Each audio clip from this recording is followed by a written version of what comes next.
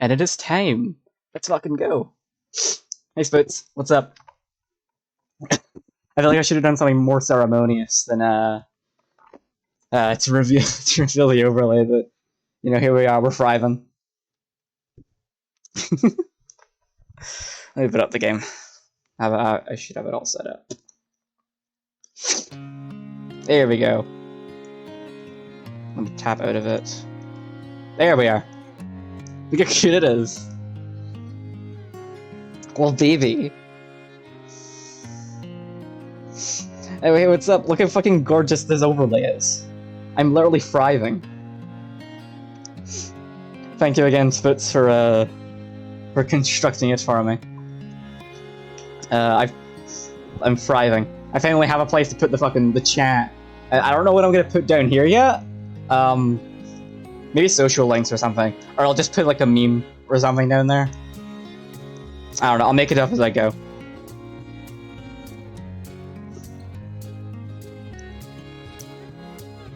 Did I hear you what?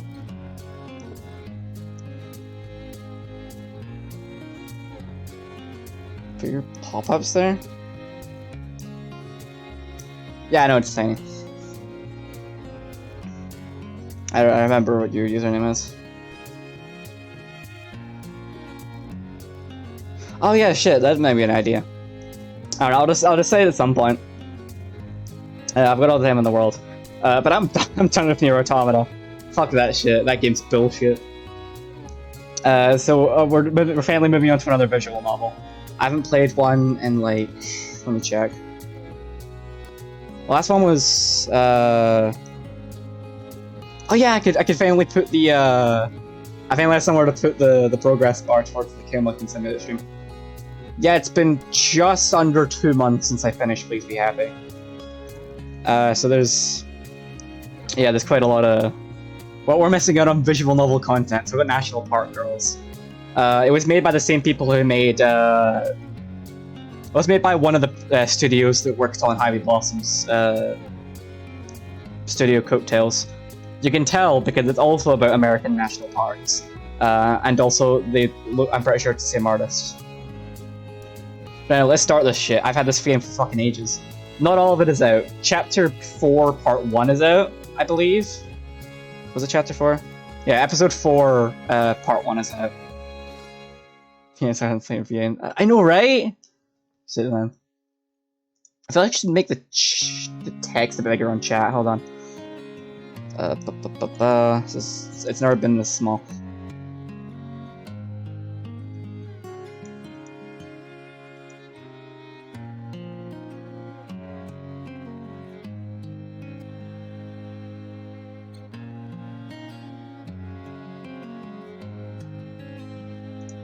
Right, that did clear the chat, but hopefully it should be bigger now. Someone tries saying something in the chat.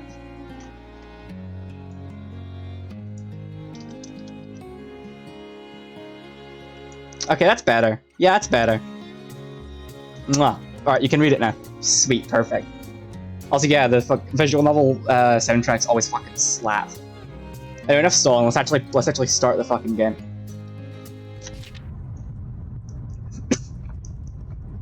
I say Studio Coattails.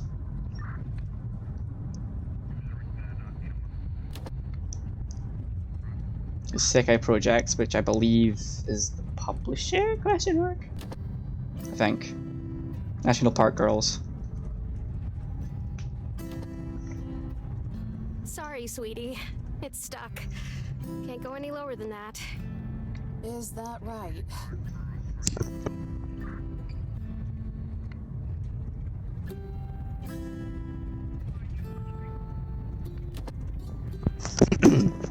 I clicked in on the switch. A sputtering rumble coughs from the window, vibrating beneath the rushing wind as it trips through the car. Yeah, of course I found another voiced one. I click up on the switch. The window slides the rest of the way up with a smooth purr. Click down again, smooth purr. Stops halfway, sputtering rumble. Yep. There's actually a funny story about that.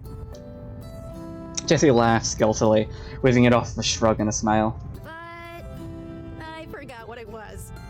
Listen, all my other visual novels are unvoiced. I'll do one of those next, okay? Maybe Blackberry Honey.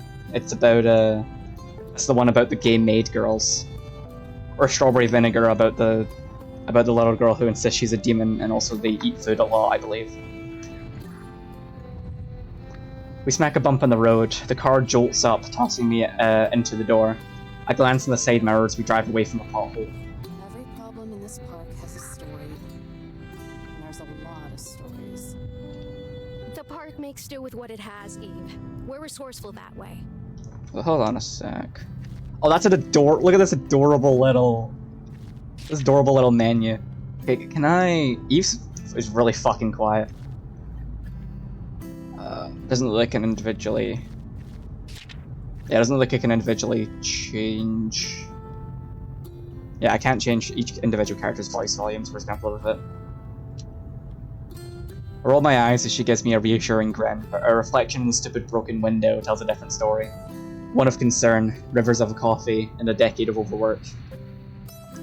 There might be a small wrinkle encroaching on her cheerful, round face, but I don't dare say anything. I'm quippy, but I don't have a death wish, not yet.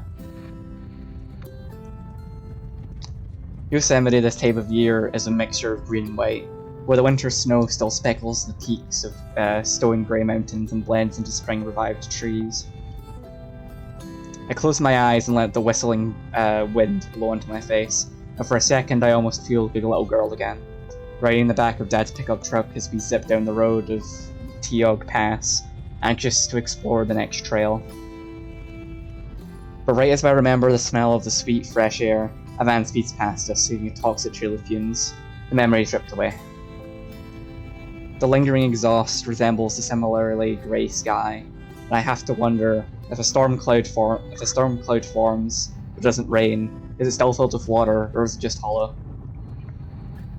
Static crackles out of the radio. Situation 1 has been resolved. Over. Jessie peels the mic off the dash, one hand on the wheel as she shifts to a superior voice. 10-4. Fill me in on the details. The reports end up being at 10:56. White male, early 50s. He was stumbling around when I got there. Stopped discharging his firearm as soon as he saw me pull up. Looked like he was shooting at some bottles. I scoff. Don't even try to hide it. Jessie shoots me a narrow look. No altercation. But he didn't need to take a breathalyzer for me to know he was wasted. He's in custody now. I could almost see the bags sketching themselves under Jessie's eyes as she heaves a deep sigh. It's only paperwork. Alright. Thanks, Ernie. I'll be pretty late, so you can have the yogurt in the fridge while filling out the report. I've never heard of Hey Jessie in my life, I'm gonna be honest. Also, I can change the... Actually, hold on. I know I just changed the chat box, but I'm gonna change it again. Why did... Why did you time out, Tiny? Also, hold on, I can change the, Alright, I know this would delete them all again, but... Yeah, there we go. I can change them back to black, because they're not against anything anymore. It's fine. Came them out as a joke, come right next to you. Is Tiny over again? It looks weird now it's black, but I'll get used to it. I would make it white, but you wouldn't be able to see him otherwise. Alright, back to the visual now. Wait, he's still with the porcupine? My teeth grit against each other. My shoulders stiffen. Tell him, girl, we already missed her moves. Hope those Tumlumne campers have good dental. I reach over and rip the mic from Jessie. Shut your mouth, Hernandez, or else it's gonna be your fat ass who needs the extra dental work. Jessie wrestles the radio away from me as Ernie cackles over the radio. Just have that report on my desk by tomorrow. Over. Damn, they broke in. How could they? I'm still trying to grab the radio by the time she throws it back on the dash, groaning. I cross my arms and stare thousands of tiny daggers at the window. Jeez. You know they're just trying to get a rise out of you. Why do you always take the bait? Because if they actually cared about their jobs, they'd be angry too. Not that it matters. At this point, I'm not even sure I care anymore. It's not everyone, Eve. There are people out there who still care. Who? The campers? Because I can show you some rocks and trees that a certain artist thought made a good canvas. I swallow the urge to spit. That kind of stuff doesn't get fixed overnight. A shadow cast over Jesse's piercing glare. Neither did his fractured jaw or your suspension. Incredibly based. I slump back into my seat. Feelings of shame and regret are completely absent. All that's there is the gnawing emptiness that always sneaks up to my chest and lingers there. Jesse's face softens. The tender expression reminds me of pity. What happened to you? You used to be such a cute cadet. What? I'm not still cute? She is adorable. I mean, look at her. I flutter my eyelashes and roll my eyes. Normally, backtalk like this would get anyone from any profession fired, and secretly I hope it does. It's that attitude of yours. I remember when you were energetic and determined. She shoves me. Be like that again. You beat that out of me a while ago. Jessie frowns for a moment, then she grips the wheel and strains a smile onto her face. Her dimples look like tight drums. Then let's see if we can cram some of that back in. By a transfer? By a change of pace. You'll love the meadows. It's a little chilly this time of year, but you can bundle up in the cabin. Which you'll have all to yourself, by the way. You can thank Ranger Smith's gin habit for that. And the camping population? Jessie bites her lips, her eyes darting across the road. Don't think you're clever. We used to visit Tuolumne every summer when I was a kid. I know they have a campground there. She relents with a sigh. It's mostly hikers and mountain climbers right now, since the road's just opened. But I'm sure they'll come piling in as it warms up. I expect you to do your job. Great. More babysitting. Remember what you signed up for.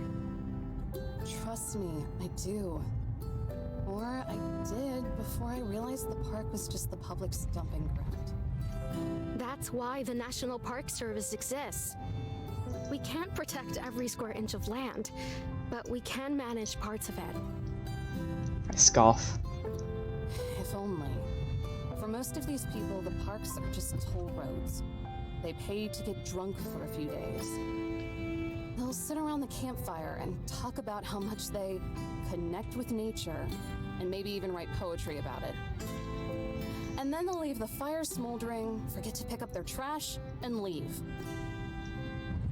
Jessie cringes and audibly swallows. She stares at me with this uncomfortable gaze, like something ugly she can't look away from. And the truth is ugly, so fine, let her. She puts on another one of her smiles. Well, that's why we're here, right? That's our job. Enforcing the law to protect the land. But who are we protecting it for? I stare at Jessie with flat eyes, waiting for an answer I know will never come. Likewise, she side-eyes me, waiting as the radio occasionally crackles for a report. The same people who are destroying it. I lean back into my seat and stare at the window.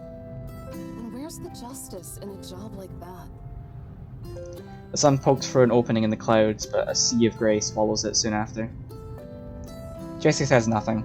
I hear her fist squeeze around the rubber grip of the steering wheel. A knuckle pops, then silence.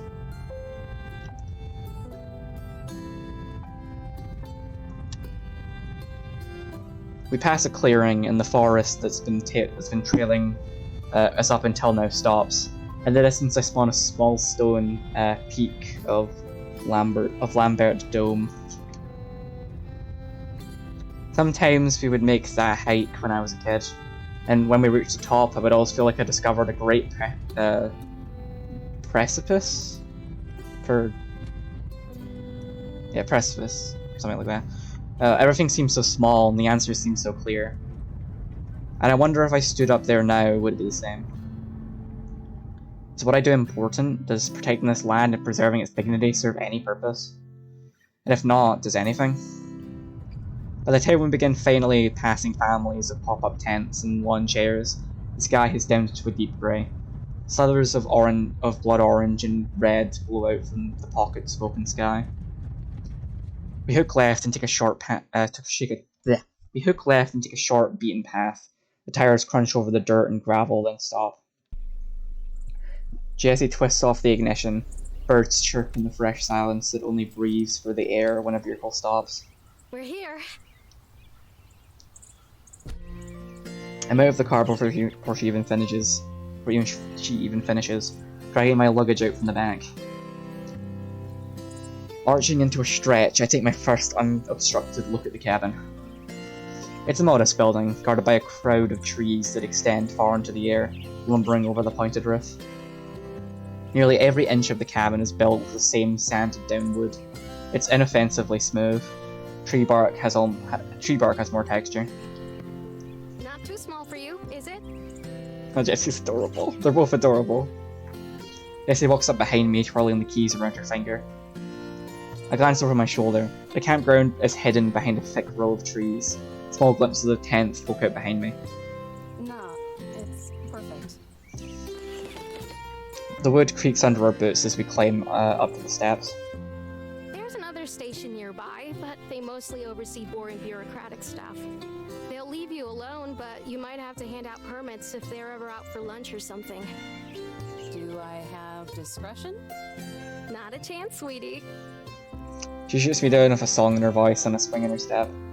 Knowing you, you'd tell them to jump in the lake before ever letting them fish in it. She got me there. The musty smell of damp wood wafts in my nostrils as she opens the door. Ooh, cozy. It is a very cozy cabin. Jessie flips on the lights and steps inside. That's one word for it. My face betrays my sarcasm, though as a smile creeps over. My face betrays my sarcasm, though, as a smell creeps over it. It reminds me of a shoebox diorama. All the space is utilised and everything is exactly where it should be. From the fluffed up bed, nestled in the corner, to the fireplace built with rocks. It's not even a TV, just a rocking chair and a lived-in leather couch that sits around the coffee table. Jessie slides her finger down a desk, then squints as she rubs it against her thumb. Huh, not as dusty as I thought it'd be. Maybe Ranger Smith liked chugging Windex too. I drop my bags and frisbee my hat to the couch. It messes and lands lopsided on the floor. Not unless he snuck back recently. The hardwood floor bends beneath my weight as I explore the rest of the cabin, wandering off to inspect the stone fireplace. An unburned log sits on a pile of ash. Cobwebs weave around the well-swept corners and polished floors, as if they were intentionally avoided. This place is clean, but whoever the neat freak is must not have had the guts. A fuzzy spider trapezes from the ceiling. I look to make sure Jessie isn't looking, then give a tiny wave as it pendulums in front of me. My voice drops to a whisper. Hi. Aww. What was that? Nothing. Aww. With a quick swing, the spider leaps away from me, landing in the middle of a trio of paintings hung on the wall above the dining table. Arranged in a triangle, each painting showcases gorgeous landscapes and scenic vistas. The locations scribbled in the corner, no art signature. Yosemite, Zion, Yellowstone. All national parks and all beautiful, and they just so happen to be the 3 national parks that are the main characters of the story. A spider crawls along the painting of Zion, and this one, lush green sprawls into a deep valley below, guarded on both sides by fiery red cliffs and mountains. The Yellowstone paintings of a winding trail, spiraling on top of a mountain. Splotches of vibrant trees are scattered across the rich mountainside. Beyond it, flat plains stretch out into the distance before dropping into a canyon. Finally above them is Yosemite. Yosemite? Yosemite, not Yosemite. That's the fucking Looney Tunes character in Premiere. Yosemite? Yeah, Yosemite. I know exactly what this painting is of. You only need to take a few steps outside to see it. It's a breathtaking view from the top of Lambert's Dome, overlooking all of the Tuolumne meadows. From the Fitch Forest to the Tuolumne River that winds all the way to the snow-freckled peaks of the Sierra Mountain. Sierra? Yeah. Sierra Mountains. I'm horrible at pronouncing the words. All the way to the snow-speckled peaks of the Sierra Mountains. I've hiked up there so many times before, I could probably point out exactly where they are. God, I wish I was up there now. I would scream my guts out, scream until I was hoarse and no one would hear me. This might be my favourite of the three, but something feels off about it. After a bit more squinting and head tilting, the painting's too crooked for its own good. The frame is so off-centre that if I were a hiker in this painting, I'd plummet. They'd plummet to their death. With a soft grip, I grab the side of the painting and begin to delicately, slowly, gently straighten. Sharp squeak rattles through the air, so loud I can feel it in the floorboards. Shivers crawl up my spine as I nearly leap out of my uniform. Jeez, so jumpy. Giggling, Jessie squeezes past the dining table and rests against the counter. It's just the cabin settling. This place is old, so it's gonna be a little noisy. Her voice drops an octave. All that's missing is a flashlight below her face. Kind of spooky, huh? Not really. The cabin squeaks again and my shoulders tense. Jessie grins, thoroughly entertained. Some of the past rangers stationed here always said it was haunted. Personally, I think it was just something in the coffee. She picks up the percolator off the stove and rattles it around, flipping open the lid. She puts a small cup of she pulls out a small bottle of bottom shelf gin. Our tax dollars at work. Just be happy we're not privatized yet. Make sure to recycle this later. She hands me the bottle and tampers off towards the cabinet. She sets it back down on the counter and follows behind. Question: when was the last time you were at the range? To shoot? God, I don't know. Scratching my head, I think back to the last time I unholstered my sidearms. My sidearm. Despite the faint temptation from being surrounded by obnoxious campers, it's about as rare as an eclipse. About a year ago, I guess, when he dragged us all down there on our day off to practice. She unlocks the cabinet, leaving the key in as she opens the door. A slender gun leans against the back. An off day for you guys, maybe. I'd kill to just have one weekend off. The words slip out of her, and as soon as they do, she glances at me, then the gun. I didn't mean, like... You know I won't actually. I stare straight through her as she fumbles around with her words. She coughs. Anyway, what we have here is your standard issue pump-action Remington 870. Also known as a shotgun. A bright sheen glistens off the gun, with the butt and the pump sharing the same glossy wooden finish. Fancy. This actually doesn't look like it'll fall apart in my hands. My eyes drift to the desk radio that was assuredly used by Navajo code breakers in the World War II. In World War II. Count on the DOI to have their priorities straight. When have I ever turned down new equipment? Judging by the bedroom eyes she's giving the gun, I think the answer is pretty clear. Still, this is a bit excessive. I don't need this much heat for grunt work. A sidearm and a shotgun? What is this, the 4th of July? It's just a precaution. Hopefully you never have to use it. It's not like everyone is asking you to carry it around on patrol, which I expect you to do every day. Can I do that before sunrise? So I don't have to talk to anyone, ever? Absolutely not. I will not allow you to be a weird forest hermit under my watch. You need to have some positive experiences, okay? My mind blanks out into a field of static as Jessie's tangent gains more momentum. As I thoughts wander, I start to hear more noises. Creaking of the cabin. The howling of the wind. Then actual howling. Wait, actual howling? Jessie heard it and she ignores it as her ranting continues to go places entirely unrelated to my misanthropy. Crouching begins to scuff at the door. At first it's as soft as a whisper, and could maybe be a branch or leaves, but the longer it goes on, the faster it gets, and soon it's desperately clawing into the wood. I break away from Jessie, tiptoeing to the door. Hey, don't walk away. I'm scalding. Shh. Hush her with a finger to my lips. We both go silent. Pressing the cold knob, I open the door. Nothing. A little baby! A yelp squeals out below me. I look down and come face to face with the love of my life. An adorable puppy, its floppy ears barely reaching my ankles, pants in front of me, its small paws scratching at my boots. Oh my god, buddy. I drop to one knee, my heart melts as I stroke its soft, fox red fur. What are you doing here, pup? Huh? Are you lost? Oh, it's adorable. As if answering me, he gives a tiny howl, but it breaks into a yelp. So whine, he snuggles into my knee. So cute. I'm dead. This is heaven and I'm dead. Eve, get away from that. Sprinting from across the room, Jessie charges at the door. Do my best to Matador impression and dive out of the way.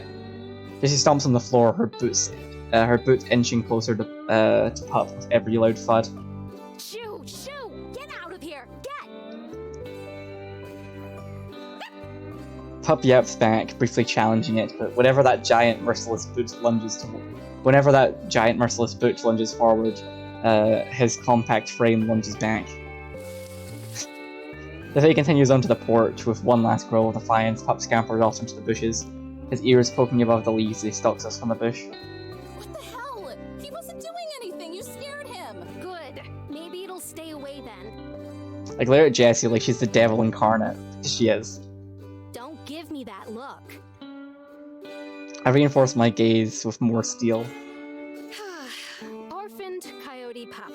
Started coming around the camp, and Smith, in his infinite wisdom, decided to feed it. I glance towards the bush again, but by now he's gone, hiding somewhere in the shadows as the sky darkens. I need to set out a dinner for him later. Don't! Jessie scolds me with a single wag of her finger. Did she read my mind? I didn't say anything. But you thought it.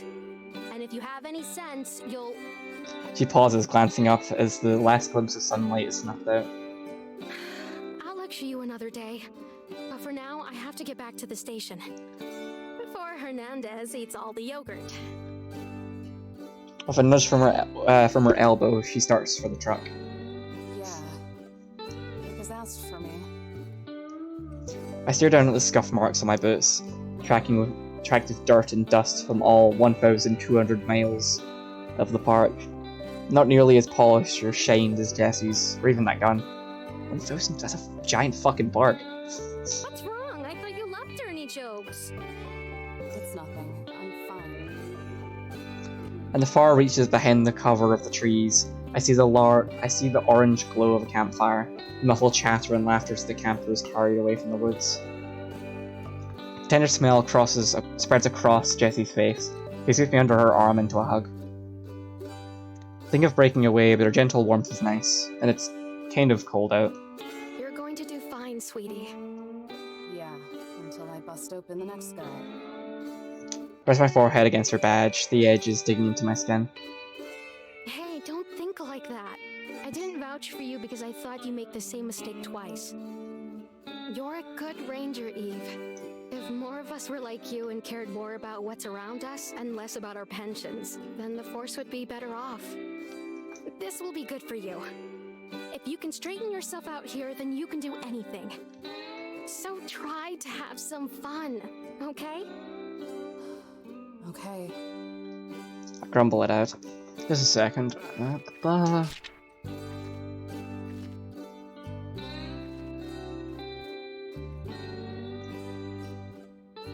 Turn the background music down a little bit. so that we can hear the characters' voices better. There we are. She has too much faith in me. Maybe all of that was true at some point, but now I can take or leave the pension and the land. None of it matters. Not to the wigs at the top, not to the public, and not to me. Jessie swings an arm around my shoulder and walks us to the truck. And besides, I'm just a radio call away if you ever miss me. I'll call every day to check in. Yay. Can't wait. She climbs into the truck and starts it up. Revving the engine is so loud I expect it to shake off all the rust that's carved itself into the bumper. No slacking off now. She drops the key in my hands and shuts the door, the headlights streaking the night air, beaming against the silhouetted cabin. The window rolls down, all the way down. With a confident smirk, Jessie tips the brim of her hat. And Eve, you're wrong.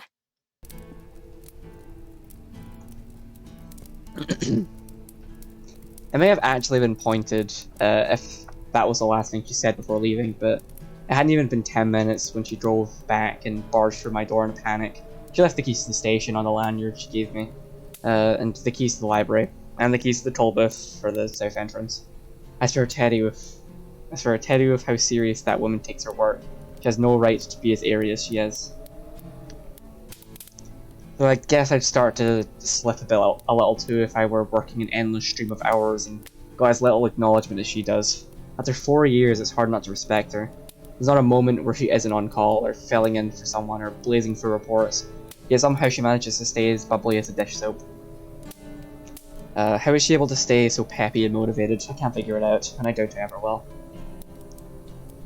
Anyways, that's enough about Jessie. I swear I write about her at least twice a week. Let's talk about my newly assigned post, Teddy. The cabin itself is fine. Definitely more my pace than where I was before. Furniture is old and cheap and perfect. I'm looking to the last bit of rain. For the season, so that I can feel the warmth of the fireplace and listen to the raindrops patter against the roof. So as I doze off on that lumpy couch. If it weren't for the circumstances, it might even be a dream come true. But in the end, I know why I'm really here, and deep down, regardless of her comforting words, Jessie knows why I'm here too. Teddy, the fact of the matter is this: I'm here because I snarked off one too many times. Cracked one too many jaws. I can't choke back the last speck of pride. About what it is I do, and that makes me a problem. No matter how hard I try, I can't detach myself. Not completely. It's all a small spark, and all I want to do is snuff it out. And that's why I'm here, for penance and training. Call it what you will, a new post, a live-in job, but I know what it really is, a purgatory. My pen hovers over the page, inches from carving my thoughts into stone. Once that happens, they can't be taken back. It's a scary thought. Sighing, I drop the pen and reach for my mug. But instead of lukewarm coffee I come to tolerate, all that's left is a brown ring frosted around the bottom. I stretch out of the chair and let out my longest yawn in at least 20 minutes, maybe even 30. Drag my carcass to the stove and pour myself the last of the coffee from the percolator. Percolator? Let's go with that. Steam rises from the mug. The coffee is thick and sludges around like motor oil. Overcooked and bitter. It almost tastes like it too, but I'm not a snob, and coffee is still coffee. Even if a gas station can whip up a better brew, and a percolator works as well as anything else. Besides, there's charm in that, isn't there? Enjoying things that are inferior and outdated. I'm forced to stare at my reflection as I sip the coffee, but it soon turns into a foggy murk, and I can't see anything. I saw that oil seeping from the surface, a gross thought, but it doesn't matter as long as it gives me the energy to keep going. Journaling is hard work, maybe even harder than working for the Park Service. Originally it was just a way to get out all the energy that was bubbling around inside of me. Butterflies, hopes for the future, dreams of making the park experience even better. That eagerness morphed into a slow realization, and over time that morphed into whatever I am now. Journaling became time for sharp, focused reflection. It's a good way to cope. Some people drink, some people get high. I complain about everything to a notebook. And now I at least have a dozen of them filled out. Teddy, volumes 1 to 20. I like to think that they all share the same consciousness. The cup warms my hands as I lean against the counter. The wind kicks the cabin, and if I listen closely I can hear nature's nocturnal whispers from the outside, chirping from crickets. Steady shaking of leaves. It makes me realise just how thin of a barrier from the outside world this place is. A cramped, fenced-in box. The only thing keeping me from the same darkness as out there is a few dim lamps. A small choir of laughter and chatter echoes from outside.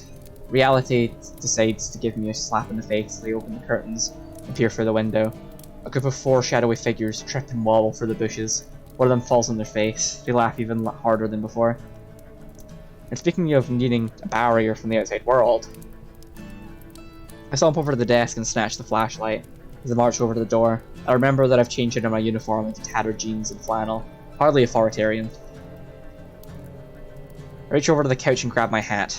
Better. The brisk air kisses me as I swing open and then switch on the flashlight. I shine the beam in their faces. They freeze like deer about to be mowed down by an oncoming semi. Their laughter quiets into hushed chuckles, and only one with half a brain tells them to shut up. One of them stashes a bottle in their coat.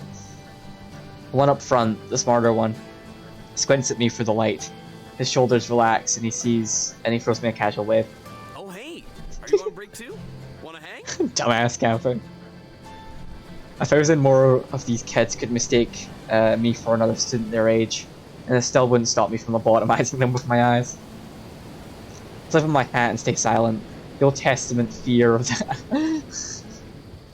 the Abrahamic god shadows on his face. They all shrink back. Do you know how many people go missing out here? What? I said, do you know how many people disappear in these parts annually? He looks at his friends for an answer. They shake their heads. He looks back to me and shakes his head. The entire group shakes their head together. I'm sorry, I don't... His hands are raised in surrender, the embers of a cigarette glowing between his fingers. Another question. Yes, ma'am! Our voices bounce around the woods. Do you know how much paperwork I have to do if one of you has so much steps on a pine cone? Is it... a lot? His friends nod. He nods back. Yeah, a lot, right? Let's just say it's more work than you probably turned in this entire semester. I get a laugh out of one of his buddies. He shuts up as soon as I shine the light on him. Do me a favor and stumble back to camp, okay? I'd rather not have to explain to my supervisor how you all fell off a cliff. The 2 girls hidden behind the others give me dirty looks. The kind idiots give to fast food workers when they're told that they're out of fries. I turn the flashlight up to the highest setting. They all let out a collective groan as they shield their eyes. Go on, you heard me. You can bum around all you want once the sun comes up. I point the light of the path back and brighten the way. He takes a few steps back and gives me a gracious nod. Sure thing. Sorry for the trouble. Have a good night. I won't, but thanks. They follow the beam of light back to the path. One of them makes sure to flip me off along the way. I switch off the light so that, as they disappear off into the brush of the forest. I hope they all actually do fall off a cliff. Twerps. As I turn to go inside, a speck of movement rustles in the bush. Is it the pup again? My body goes numb. I freeze, only allowing my eyes to drift over to the source. Nothing. Turning around, I creep forward, reaching for a sidearm that isn't there. I step onto the dirt, the porch creaking behind me. Then the bush shakes with a surge of movement. It's the baby! Let's go! A ball of fur explodes through the leaves, its paws scrape across the ground before skidding to a stop at my feet. Breathing a sigh of relief, I bend over to greet my prince. Decided to come back, huh? Couldn't resist my charm. His ears pinned back as I scratched the scruff of his neck. He almost looks deranged while I pet him, his gifted-looking pupils struggling to center the whites of his eyes. You're an unbelievably giant torque. An ear flops over. If my heart had strings, you could play the fiddle. This isn't fair. I might seriously die. I glance over the empty food dish near the door. He ate every bite. He has to be sleepy by now. Just look at that belly. It's so round and cute and pink, and I'm going to die from this, I just know I am. Doesn't take much to coax him in. All I have to do is stand aside and the pup sprints inside on his own, hitting every piece of furniture like a pinball. I usually offer coffee first. He gently somersaults across the floor. My dusty laugh actually gets some use for once. A gust of chilling breeze, a gust of chilling wind breezes past me. It lifts up my hat, but I grip the back in time. Strands of my hair fly in the same direction. The tree sways violently, shaking their branches like angry fists. Clouds certain the last I'm losing my mind already. Clouds curtain the last sliver of the moon, submerging the woods in a darkness deeper than any sleep. The cold seeps into the notches of my spine. Shuddering, I rub the warmth back into me, locking the door on the way inside. Like thunder, Pup runs to me as I enter. Then, like lightning, he bolts back onto the couch. I grab a pillow from the bed, then meet Pup at the couch. His front legs stay perched on the back of the couch as he peers over. Oh, no you don't. I snatch him up by the fat of his neck. He nips at my wrist, but it tickles more than anything. I drop the pillow, then drop Pup on top of it. At first he tries to wiggle free, but I keep the pressure on his back. He eventually gets the message and lies down. I'll get you something more comfortable soon. My legs brush against the coffee table as I get up. A stray magazine catches my attention. Jeez, Jesse, did you leave this too? A bag of lemongrass tea sits between the pages, acting like a bookmark. Did she not have anything else she could use this time, or was she just lazy? The cabin creaks with the blowing of the wind. Pup's ears stiffen in alert as he quietly gazes at the closet door. I look down at the magazine. A map of the park is paired with the article. Every exit of the park is circled in red. Wrapping up your stay, leaving Yosemite. Yosemite? Yosemite? Hold on, I'm gonna look it up. Because this is gonna come up a fucking lot. How do I fucking say this? Yosemite. Okay, it is Yosemite. I was pronouncing it correctly, it's Yosemite. Wrapping up your stay, leaving Yosemite.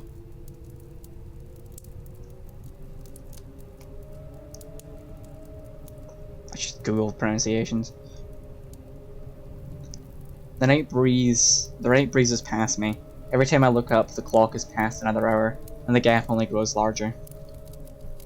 In the corner, Pup gnaws at his ankle, his teeth chattering as he tries to chew the fleas off his skin.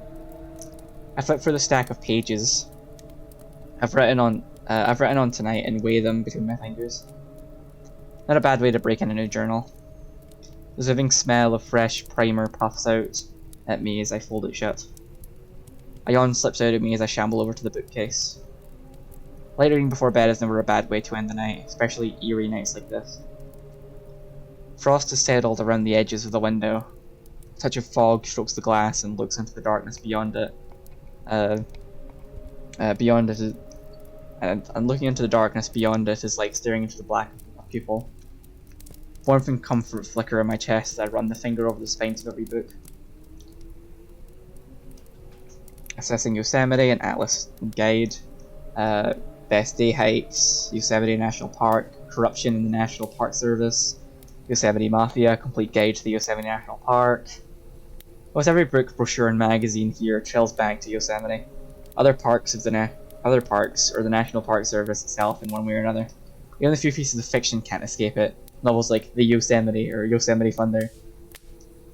Looking over the alphabetically ordered books, I start to notice gaps. Missing volumes, spaces between books. Can you see the library when something is checked out? Things only get more perplexing as I arrive at the bottom shelf. A giant cardboard box sits alone on the shelf, bursting with stacks of paper and folders. Bouncing on at the top is a pink folder with bright bubble letters drawn in crayon. Miwok research? Surrounding the letter are crudely drawn squirrels and toothy rabbits. Some are coloured in with precise strokes, never straying an inch outside the lines, but others are so wildly scribbled in and trail so far outside the lines, I'm pretty sure an 8-year-old coming off sugar high could do better. As I reach down to grab it, a drawn-out squeak sings from the kitchen. The distinct sound of bending hinges sends my heart racing into my throat. That wasn't the cabin settling. Pup bares his teeth. A low vibrating growl rumbles from his tiny body. He sounds primal and large. Just like earlier, his ears point into the air. He stares at the corner and follow the direction of his snout. The closet. Just skip away from it. The cupboard by the sink hangs open, still easing to a stop. The hardwood bends beneath my feet as I walk over. Suddenly I lose my traction. My feet slide out from under me and I slip towards the counter. I yelp, my forehead almost colliding with the sharp corner of the counter. I reach my hand out and grasp it. The edge scrapes across my palm. That was a little too close. She nearly fucking died. Jesus Christ. I give Pup a stern look, but he's still fixed on the closet door. Did you do this? For once, I hope the gross answer is the correct one, but looking ahead, a trail of water leads to the closet. I start to think I'm not that lucky. Muffled clips of noise whisper behind the door. Heavy breathing, quick bursts of movement, and hustling. And when flashes back to what Jesse said today about this place. My past rangers thought it might be haunted. No, snap out of it, Eve. Slap my cheeks and push the idea into the far reaches of my head. There's only one explanation for this. One of those campers from earlier snuck in here somehow and is trying to give me a good scare. Yeah, that's all it is, of course. What did I tell you morons about sneaking around? Project my voice, trying to muster up the same bravado my high school gym teacher always seemed to have. You're trespassing on federal property. That's serious stuff. Come out now and I won't slap cuffs on you. The noise stops. I can count the seconds on my head, but nothing steps out of the closet. Fine. Don't say I didn't warn you. Stomp over the door, making sure my stomps are loud enough for whoever's on the other side to feel. Twisting the knob, I pull it open halfway. Two pale eyes blink at me, poking out from beneath a yellowing sheet.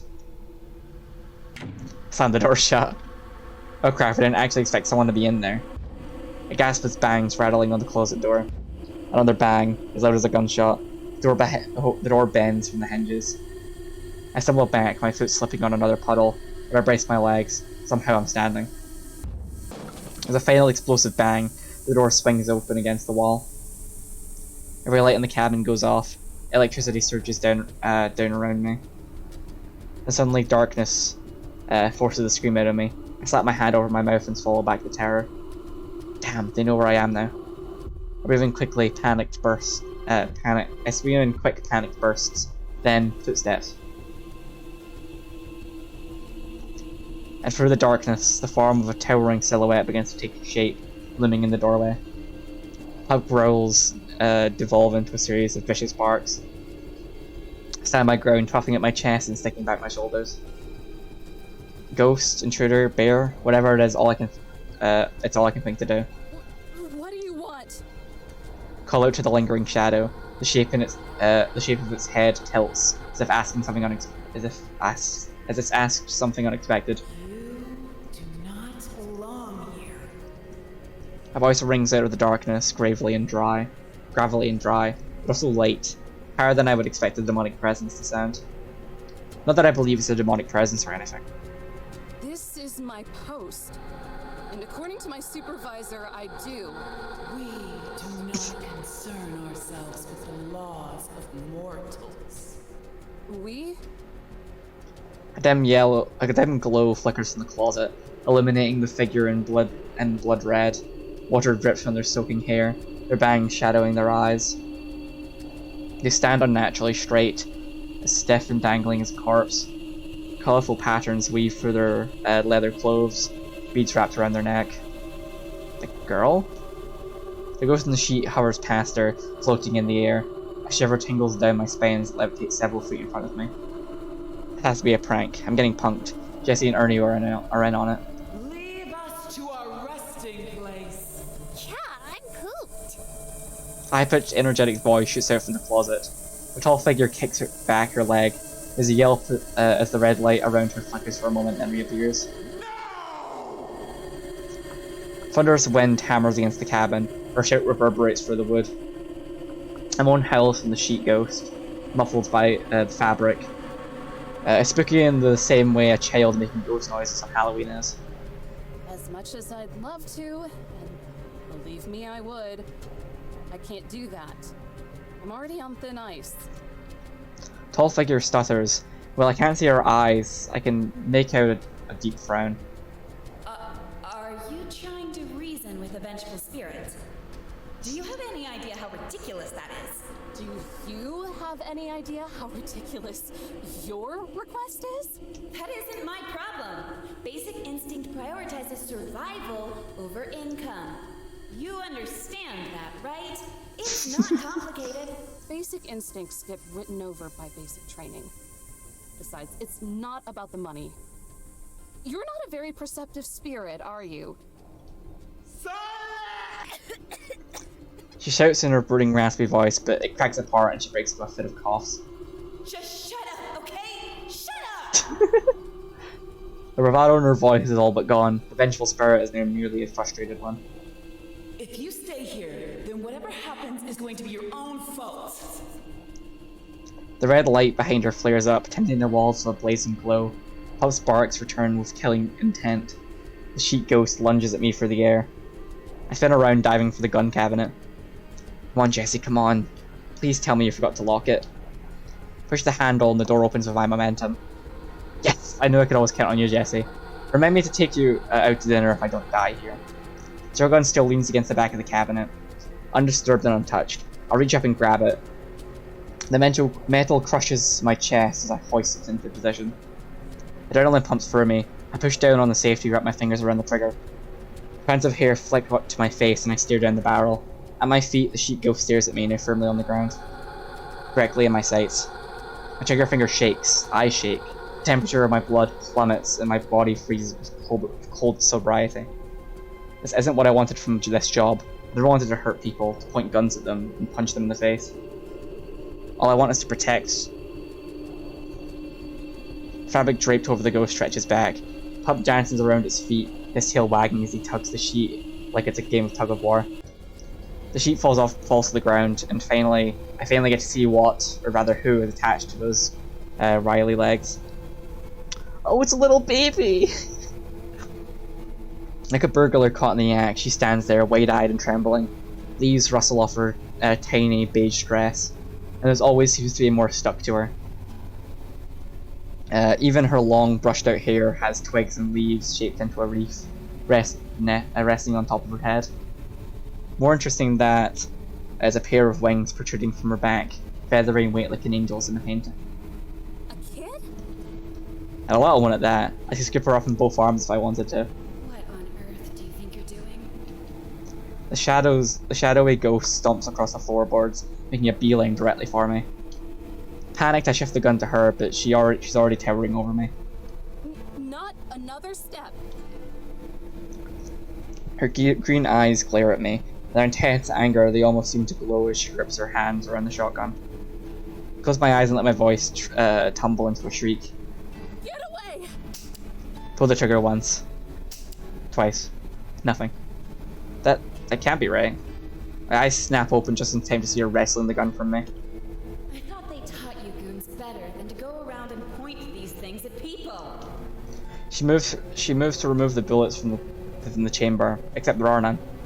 And if you do, then make sure they're loaded. Did they hire you out of pity?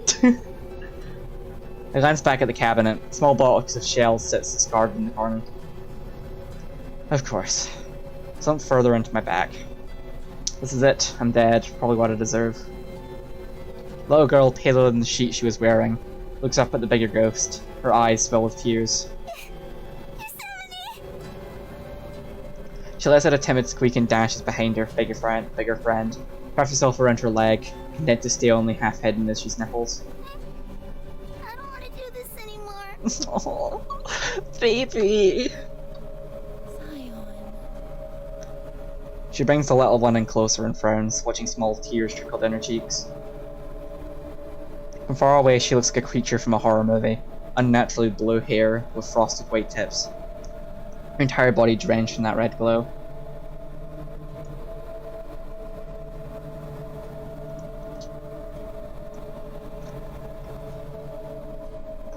I was like, hey, what's up? Is that Tess? I don't think so, it kinda looks like her though. Is it? I don't think so, it kinda looks like her. But after seeing her up close and watching the concern wash over her, she almost seems like a normal girl. Almost. Zion? Yosemite? Just who are you people?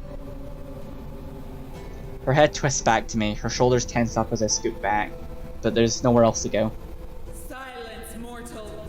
We have haunted these grounds long before you were here. Red light from the closet fades away, the lamp surge back on along with the rest of the power. And we shall haunt them long after you've returned. To the ground. She pauses. I blink at her. She blinks at me. Oh, those are studio emotes. Never mind, I was right. Also, yes, I usually play Yurei. This game is adorable, so I thought I'd play it. Also, it's really voiced, and I don't like having to do character voices. It strains my voice. She blinks at me. Yellowstone? Yeah, boss? The closet answers back. Wanna tell me why the lights are back on? Well, 'cause I flipped them back on, duh. I can see that. But why? I slowly reach for the gun. One chance to take it back, maybe even the shells too. 'Cause the jig's up. She's not buying it anymore. Oh, these three are adorable. Teenage girl springs out of the closet, clothes her colorful array of pastel, and her bright twin tails bounce up and down. She's the most normal looking out of all of them, if not for one distracting detail.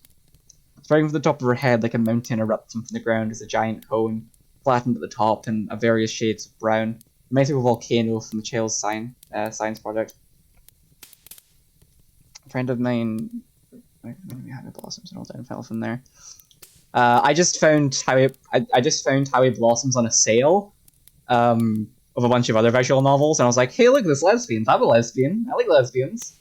So I picked that, and I bought it with a couple other games, and I actually played it on stream, and now I've been hopelessly obsessed with Yuri novels since last August.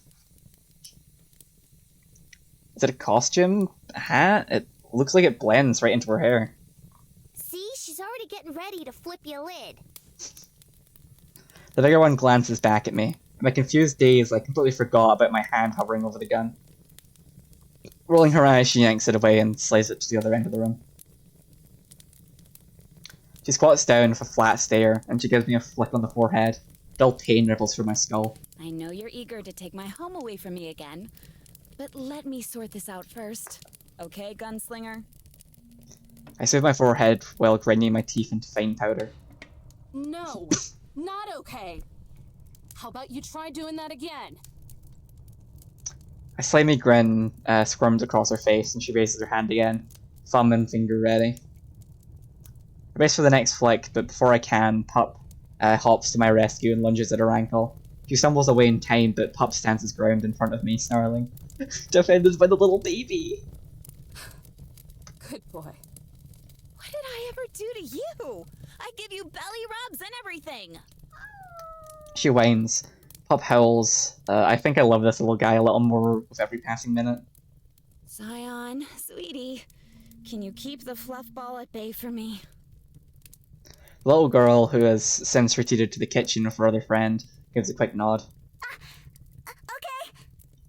With intense focus, she flaps her little wings and drifts across the room, panting her lap as she calls for fun. Oh, she's so cute.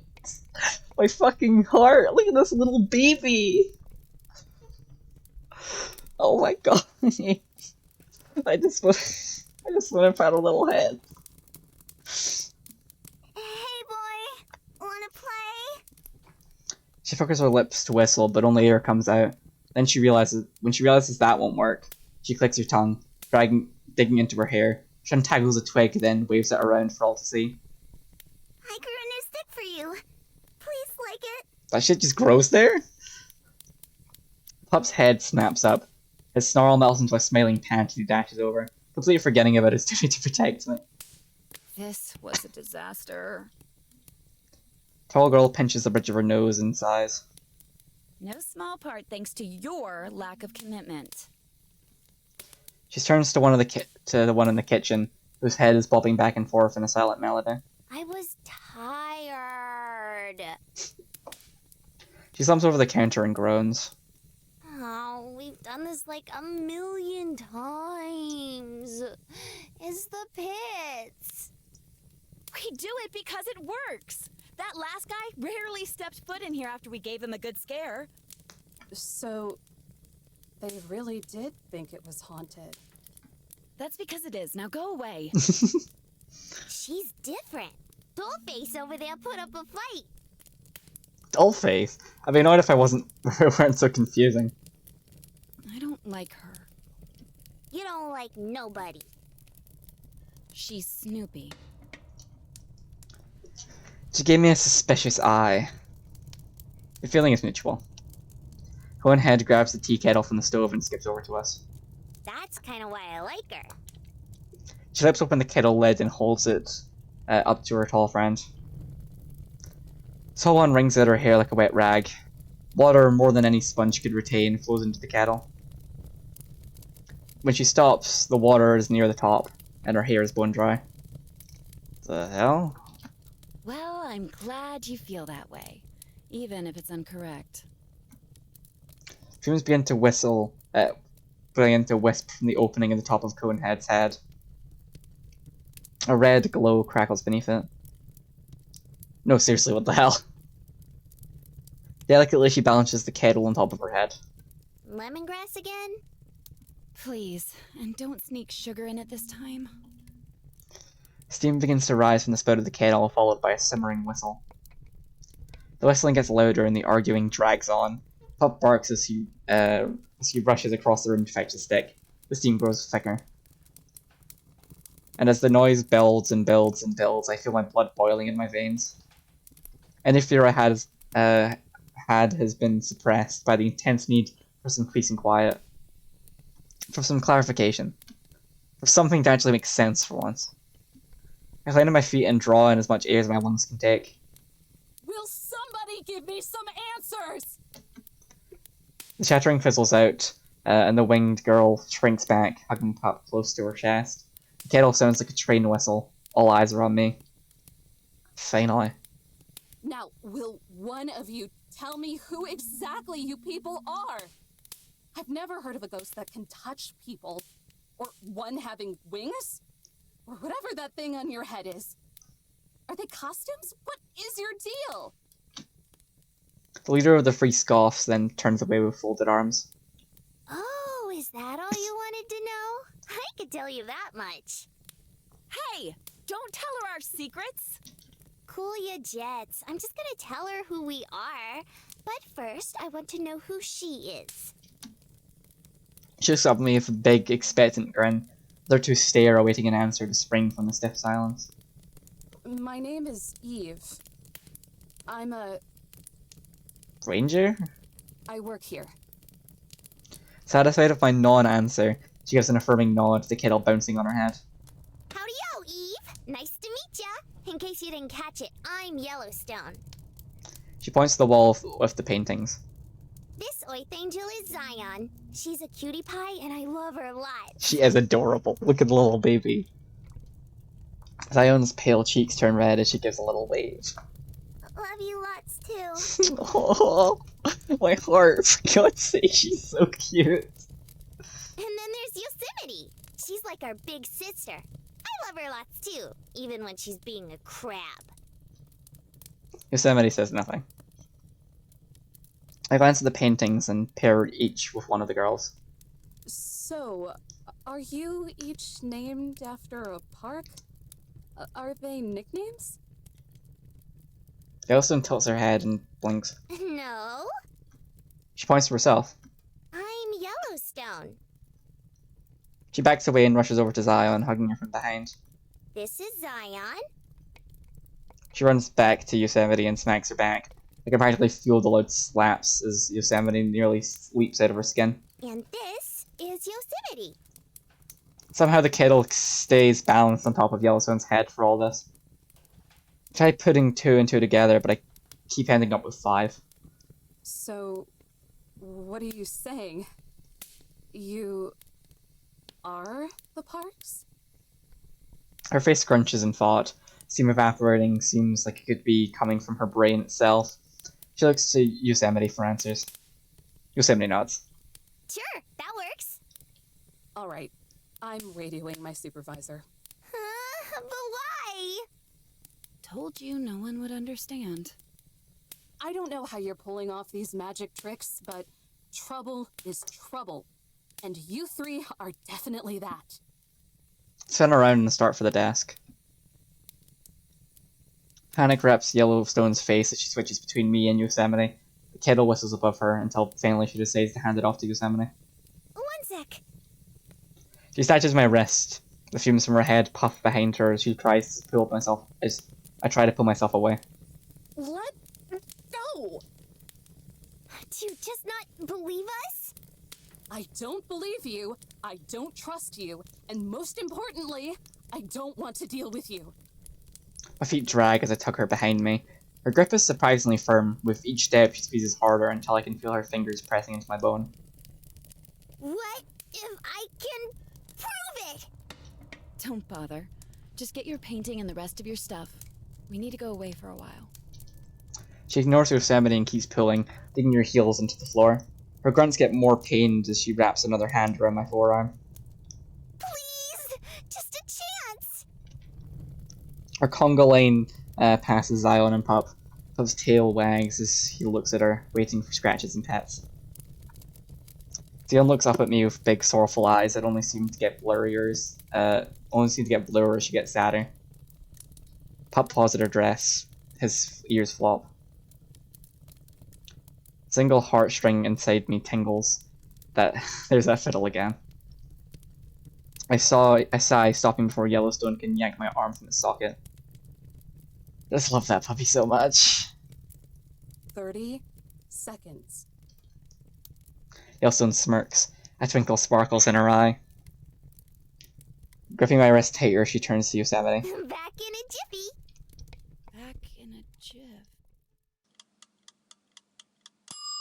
Wait, Yellowstone! Static crackles from my vision. The ground gives way beneath me and I plummet down. Further and further, falling towards nothing. Hopeless dread washes over me like a smothering wave. And then, darkness. Howling wind blasts through my hair. I hear leaves rustling as the air whips past my cheeks. My legs dangle below me. I look down. I wish I didn't. Far below me, a thick forest sprouts from the jagged side of a mountain, hundreds of feet of air between me and the bottom. Hey, how's it hanging? Look up to see Yellowstone peering over the cliff, still holding my arm. The moonlight spotlights her gigantic grin. Oh God! Cool view, right? Do you believe me now? Flip my head in all directions, but all I see are far-off silhouettes of other hills and mountains, all of which look like anthills from up here. The scream finally breaks through, louder than I knew I had in me. Higher too. It travels far into the distance. Help, pull me up! Whoa! Stop moving so much. I'm gonna lose my grip. Don't let go! Body swings like a pendulum. I grip Yellowstone's hand tighter. Aw, you don't like it? No! She whines, puffing at her cheeks as she pouts. Jeez Louise, don't flip your wig. I'm pulled upwards like I'm being sucked up by a vacuum. The wind tunnels around me. And then I'm back in the cabin. The warmth feels like a hug and my legs feel like jelly. Drop to my knees and catch my shallow breath. There's so many paces around this room, stopping in her tracks as soon as she sees us. You! Is your brain made of mush? What were you thinking? Yellowstone sticks her arms out like the wings of a plane and spins around the room. Zeon giggles as Yellowstone circles around her. Pup sits impatiently below them, his tail sweeping back and forth across the floor. So I can make her believe, duh. I think it worked out pretty well. Does she look well to you? My teeth chatter as I try to warm myself. I'm shaking, my entire body is shaking. I was here, and then I wasn't, and now I'm... What the...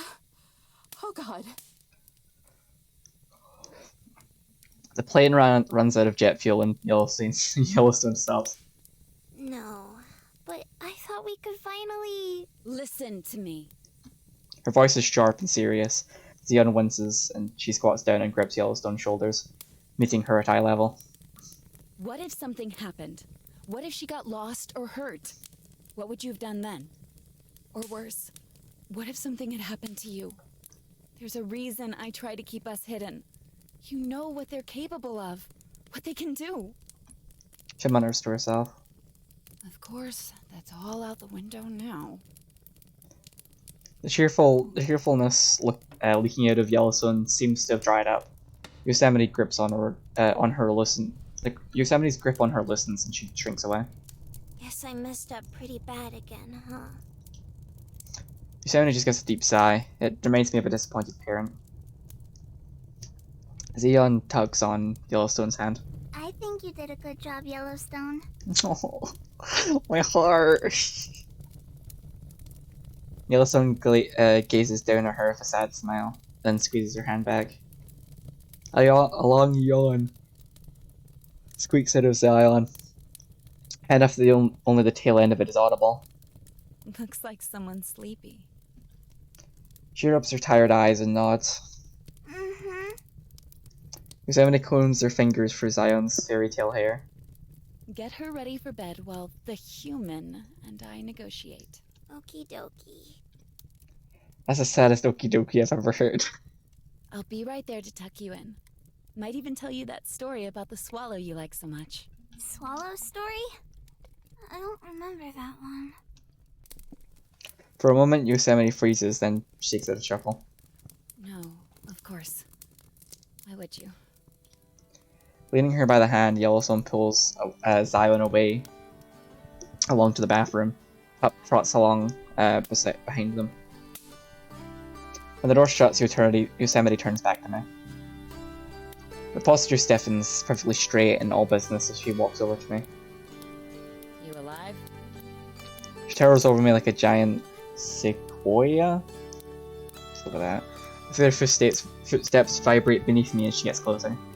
Just leave me alone!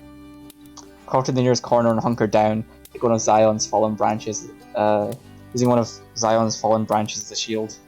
Relax. I'm not actually going to eat you or whatever you think I planned on doing.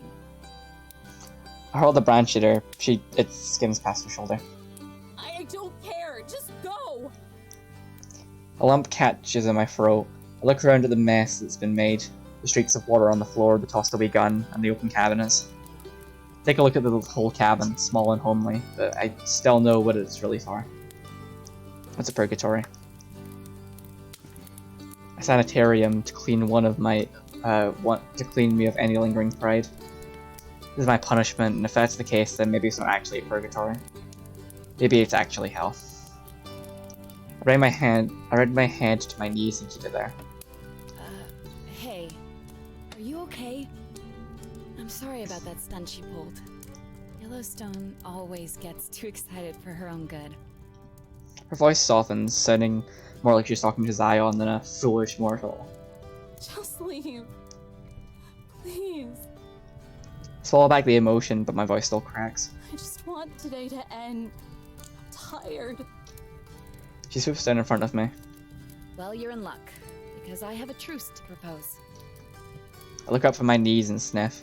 Yosemite 8 inches away from my face. She gives me a gentle grin. I'm listening.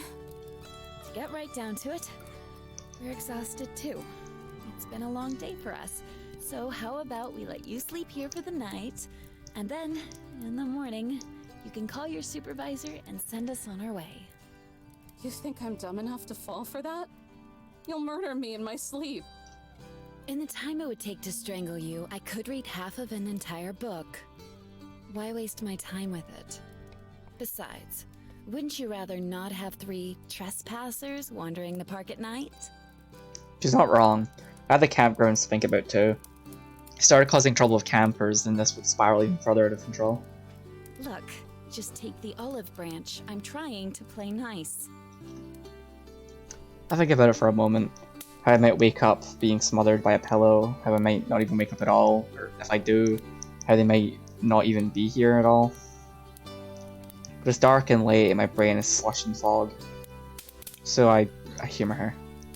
I'm not going to get a bullet to the face while sleeping, am I? Only Neanderthals use guns. I think you're proof enough of that. It's an insult, but she chuckles. It's not very funny to me. I think again.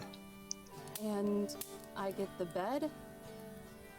Her joking smile is stripped away. She sighs. I guess there are sleeping bags around here we can use. So what do you say? Do we have a deal? Or is this night going to get even longer? She extends her hand, and for the first time...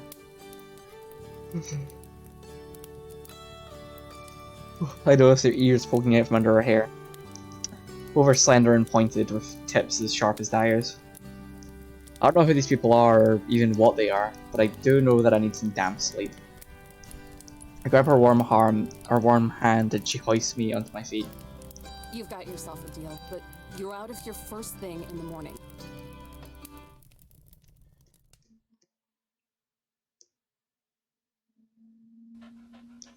A warm wetness slops against my cheek. Humid breath sticks to my face. My eyes thrust open and drift to the edge of my bed. With his front paws perched on the comforter, Pop continuously breathes in my face. His veiled tongue dangles below his jaw. It can't seriously be morning yet. He pushes himself off the bed and scampers away, sailing across the floor like it's an ice rink. Taylor's giggles fill the room, and now the familiar sound of wings flapping like an overworked engine follow. Zealand huffs and puffs her way around the corner. Pop runs behind her. I couldn't have slept for more than an hour. The nightstand clock seems to confirm this, as foggy memories of me glancing between it and the intruders tucked between sleeping bags come back to me. 3:30, 3:45, 4:20, 50, 5, and finally 6:30. I feel like Goldilocks just tried sleeping on the bed, and the bears were hibernating in the corner, just testing luck until she eventually gets mauled. Peel myself off the bed and draw shut the curtains that divide the room. When I'm done changing into my uniform, I slip back out and catch a whiff of something delicious. Good morning, Miss Eve. Zeon stops playing with Pop and gives me a courteous bow. Through the open window, a blue bird flutters in and rests on her shoulder. Oh, they wish I was back in bed. Rise and shine, Eve who works here. Catch all your Z's. Yellowstone peeks out from the kitchen, whisking a bowl in steady circles once again. A kettle rests on her head. They must have slipped through my fingers. Or out of your mouth. When you aren't shifting around, you sound like a broken trombone. I glare at the table. Yosemite is chin deep in a book and sifting through the pages. Paper litters the table. Some sprawled out like a shuffled deck of cards, others stacked into leaning towers. A cardboard box sits right in the middle, acting as an eye to the storm. Putting her eyes off the book, she raises the coffee mug into the air. Yellowstone. Tea. Just a jiff. Yellowstone power walks over, balancing the bowl in her arms. She tips her head and pours the water from the kettle to the cup. The process is delicate, like a ballerina, bending into the shape of a swan. Nevertheless, though, the teetering and tottering considering tossing the kettle is balanced on top of her cone head. Want me to replace the bag? It's pretty much water now. Don't be wasteful. There's still some flavor left. Fine, fine. Yellowstone gives a defeated sigh, same one I give every time I tell someone, yes, you need to get a permit to fish. How about you, Eve? I saw you chugging coffee last night. Bet you take it black, huh? You seem like the type of cat who takes it black. There's a pause. I try to get a handle on the stitched together combination of English and slang. That's Frankenstein of language. With a little sugar, actually. Dang, thought I had it. She snaps her fingers as she returns to the kitchen. Oh well. Hop a squat. I'll get you a cup. Squat a what? She means sit down. Sion's just fucking going. No can do. I have my job to take care of. Patrolling, permits, calls. Tattling on us. Her eyebrows bounce up as she takes a sip of her tea. Priority number 1, I assure you. I give her a phony smell that lapses into an eye roll. I hope she sees it. She's right though, it's completely slipped my mind. I guess that's when it became clear that they probably weren't going to kill me, when I started to drift to more abstract questions. You can do all that later. Just breathe in that fresh morning air for now. I'm making flapjacks. Yay. But her quiet cheer doesn't match her solemn face. Don't worry, cutie. I'm making you a veggie omelet. Zion's downtrodden face lights up. Hopeful, but cautious. Will you use the mushrooms I picked the other day? I can if you go get them for me. With an excited nod, Zion shuffles off to the closet, and where Zion goes, Pup follows. The bird does too. Remember to wash them! Yosemite calls out, but neither answer. Zion digs around in the closet. Yellowstone hums to herself out of tune the North Key. Fine. Don't cry to me when your stomach starts growing fungus.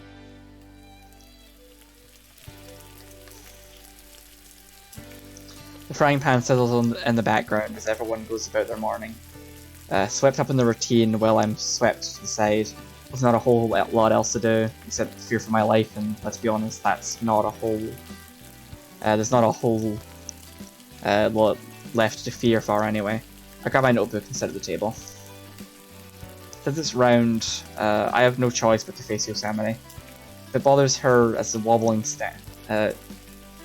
if it bothers her as much as it bothers me, then she doesn't show it. She grabs a blanket. No, she grabs a blank paper from a wobbling stack and starts scribbling on it, constantly referring back to her book. Sharing a meal with a person or thing that tried to run me out of this post doesn't exactly thrill me. Having to stare at them the entire time, even less so. Still, I make an attempt to clear my mind and start jotting down the events from last night. My uniform is tight and restrictive and squeezes around my joints like a python. My writing is similarly uncomfortable and stiff, reading more like a report suggesting than a deep emotional expression setting. Not that there's much of that left in me anyway. The assailant exited the closet. The perpetrator wrested the gun from me. These are just a few examples. It's accurate, coherent enough to get the information across, definitely, but just dry enough to be vague and frustrating. I experienced it, and even I hardly know what happened. Hell, I hardly even know what they are. They aren't ghosts, and I'm an idiot for buying that, even for as briefly as I did. They aren't quite human either, although after their ears and wigs and volcano heads, they may as well be people. Some sugar or sugar? Yellowstone steps in a cup of coffee in front of me, a trail of grainy sugar still swirling around in it. There's an explosive pop from the kitchen, smoke plumes above the frying pan. My flapjacks! She turns over like an overworked waitress at a diner and lowers the heat.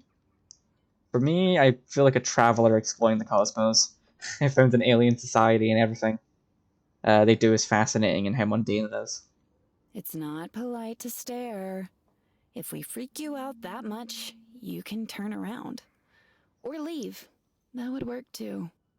You'd like that, huh? For me to leave you alone so you can just keep mooching off this place? Are you expecting a no? All the other goons always ran off to the outpost down the road as soon as they caught wind of us. Only ever came back if they had to get something. And never alone. Any of that sympathy from last night has evaporated with the steam from her tea. All that's left is her condescending smirk. It drives me nuts. Well, I'm not like the others. Thank God. It doesn't take much to scare the apathy into them. But not you, huh? I'm open to suggestions. I throw back the coffee like it's the nastiest double shot this side of happy hour.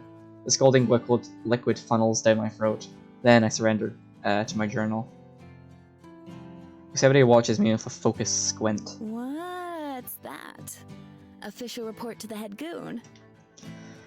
The lead at the tip of my pencil snaps under the force, leaving a skid mark streaking across the page. Journal. Sorry to disappoint. Her ears twitch at the mention of journal. What kind of journal? For documenting information? Studies? Just a journal. I use it to wring out the last few drips of dams I give. Keeps me anchored to reality. I look up at her, tracing my way from her black roots to her blue hair, down to the frosted white tips. Her hair looks like a waterfall pouring over a cliff. And boy oh boy, do I need that. She deflates, as if I'm the one responsible for sucking out all the wonder and curiosity in this world. Suppose I should be proud of you, though. Keep writing, don't bother looking up. After all, how many of you suits actually know how to write? God damn it, I can't help myself. You think we're dumb? I think you're uneducated. Look, I'm not wild about my coworkers either. Glad we're in agreement. But give us some credit. Or at least give me credit. You know what a school is, right? Something I assume you didn't go to? No. For me, school was years worth of crap I had to sludge through to even get a sniff. And was it worth it? The question is like a splash of cold water to the face. Forces me to decide on whether I want to give an easy answer or the answer that lurks in the back of my heart. Popular opinion is a giant no. It might be if people cared, but they don't. And even if I thought it was, if those people are the ones I'm protecting this land for, nothing will ever make it worth it. Yosemite yawns, her face slumping against her cheeks in boredom. She returns to her book. Wow.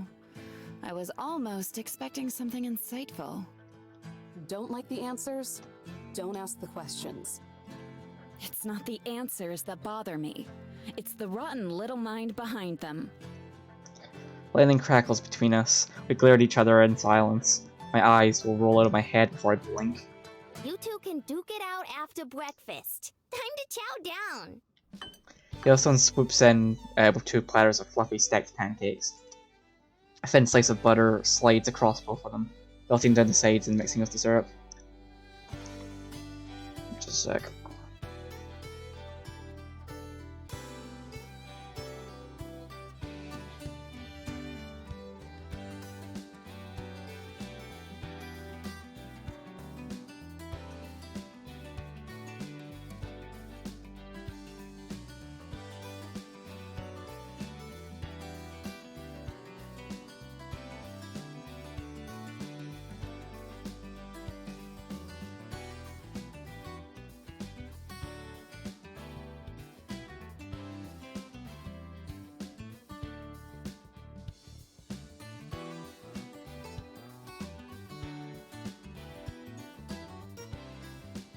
Where was I? I poke at the pancakes with my fork. Is it poison? It seems safe. In fact, it looks delicious. Like a picture ripped straight out of a menu. Before you get the real soggy thing. Cutting a pie-shaped sliver off, I dip into the shallow pools of syrup that accumulated in the sides of the plate. Why not? It's poison, at least it's going to taste amazing. I take the plunge. Warm sugar drizzles down my tongue. The rich butter oozes out of the pancakes that I chew. There's a hint of crispiness from the slightly charred rings around the sides of the pancake, balancing out the taste of the sugar. Practically dissolves in my mouth. I swallow. Holy crap. And one slips out of me almost like a gasp. It'd be embarrassing if this weren't so shocking or delicious. Oh my god. Yellowstone giggles. Like it? Unable to resist, I dive in for the next piece. And not as I talk for the food.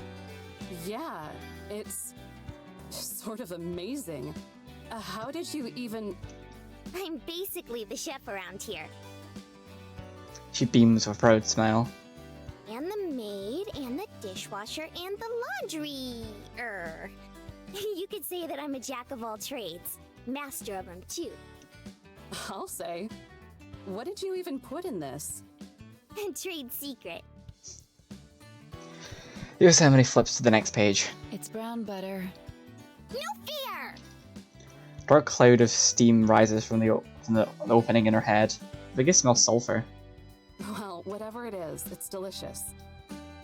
I wash down the shock with coffee. Thanks. Yellowstone's eyes grow to be as large as the platter of pancakes. Larger the platter as the pancakes are on. You really mean that? Thanks? Would you prefer I tell her to piss off? Yeah. I was just planning on living off canned sausages while I was here.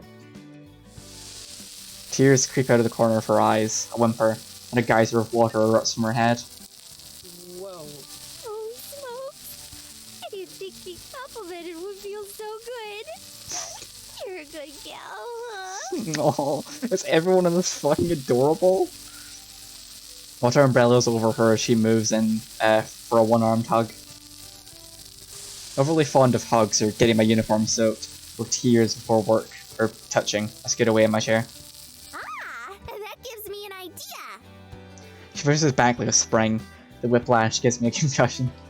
What if, and stay with me here, instead of us leaving or you leaving or anyone leaving, what if we just live together?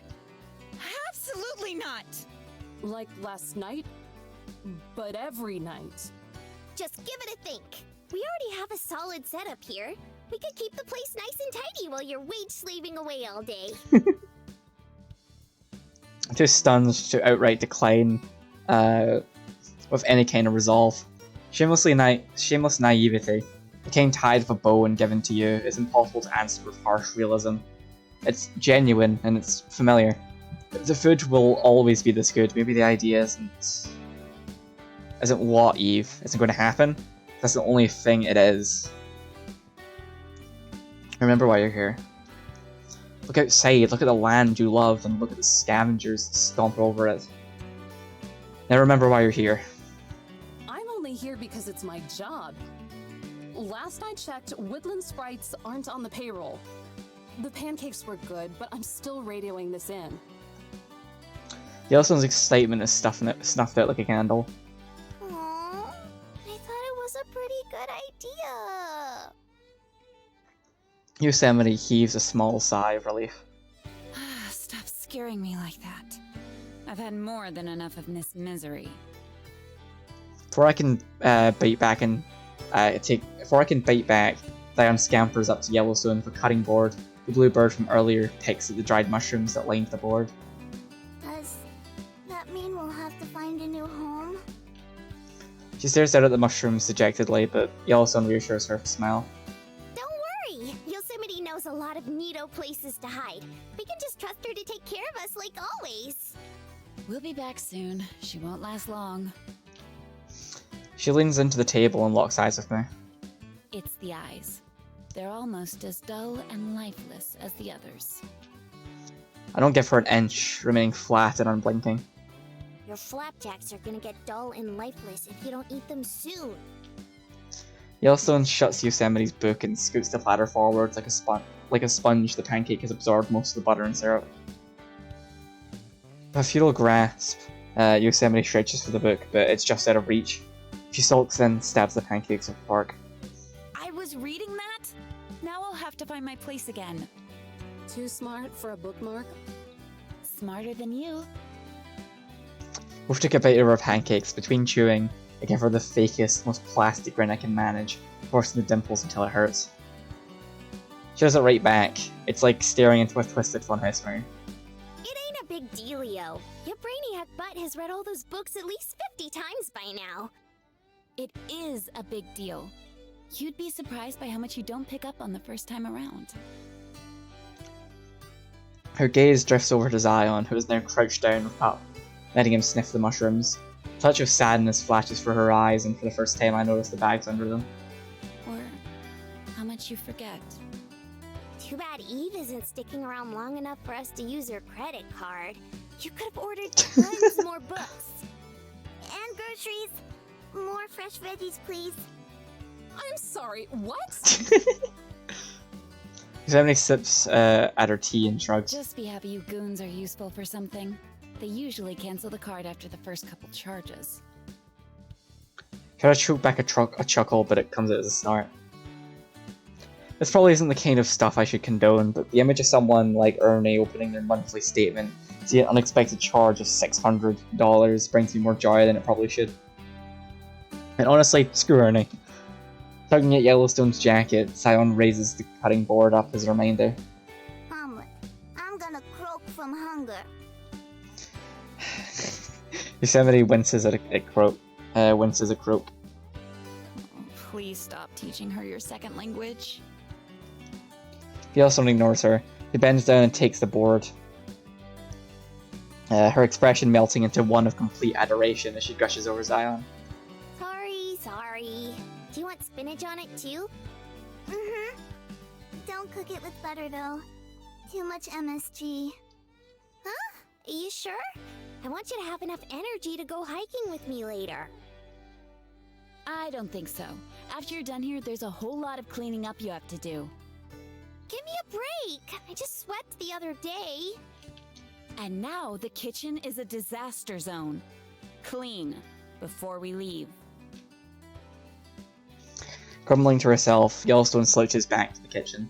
Maybe things wouldn't get dirty so quick if you actually rinsed your dishes. What was that? Nothing, Chief. Yosemite returns to her book, occasionally picking at her pancakes. When she's positive Yosemite isn't looking, Yellowstone pokes her tongue out at her. It's weird, I wouldn't expect some kind of hierarchy to exist among them, but Bonehead and the Pixie seem to revere her like a big sister. All that's missing is her flipping through a nature magazine while hogging the phone.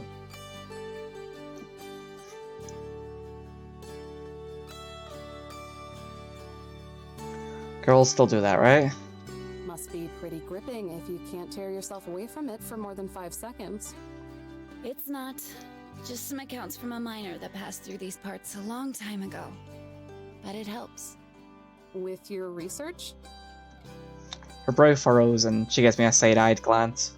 Want to tell me how you know that?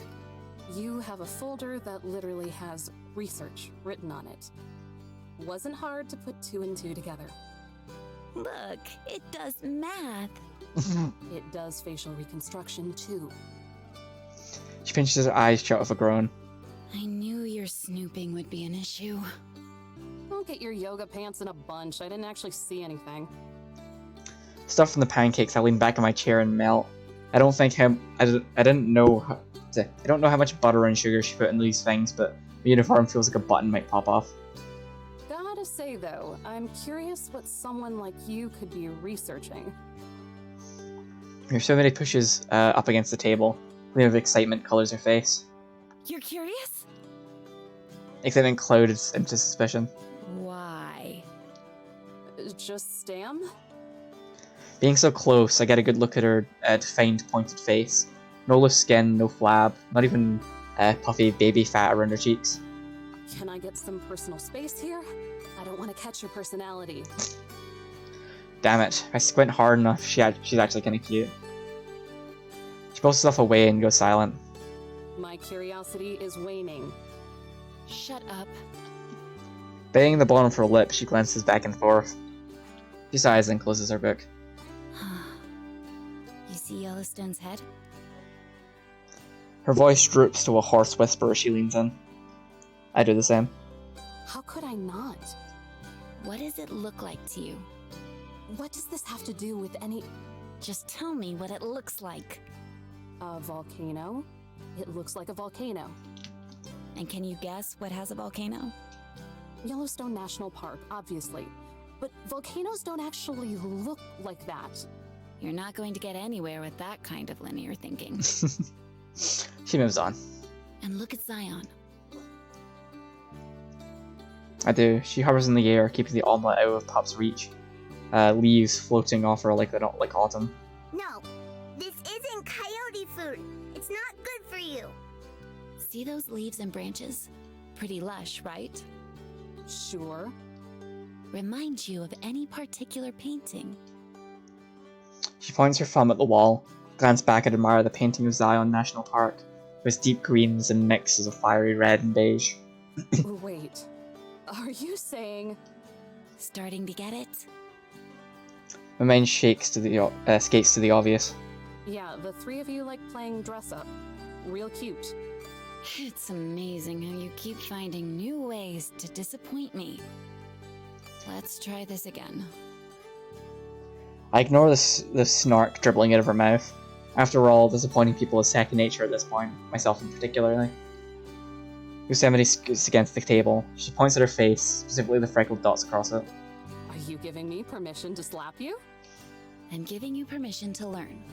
Now touch it. Closing her eyes, she sticks her chin out and waits, like someone expecting a kiss. I start to reach out my hand, but the overabundance of caution keeps me from going any further. This is some kind of trick. Tried to scare me away, didn't she? Was stopping her from biting off my finger. Maybe the first time someone has tried that when I was on the clock. Shudders remember that man's blistering, bloodshot eyes. Even delirious, caked in pine needles and mud and tattered clothes. No telling what he was hyped up on.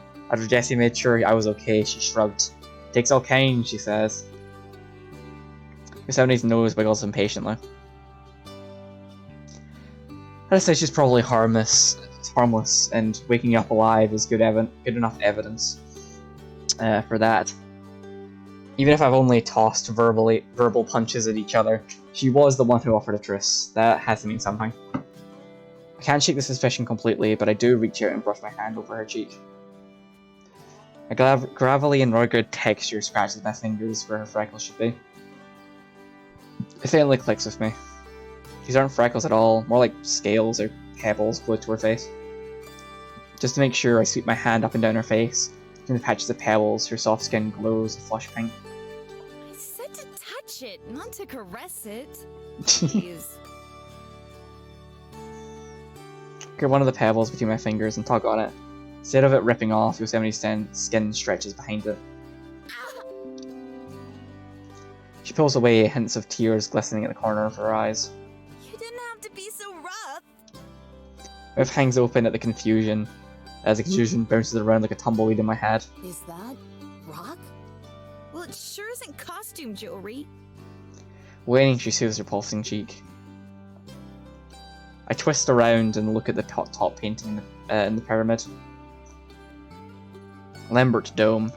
I saw glimpses of it on the drive here. If I stepped outside, I could see it now. And every time I've ever climbed up there, I've seen it's been gravelly and it's been rugged. Most mountains in Yosemite Valley are. Think back to Yellowstone's explanation from last night. It's ridiculous, it's absurd, it's basically fantasy, but there isn't any other explanation. Then, if there's any other explanation, then I can't think of it. Your Yosemite National Park.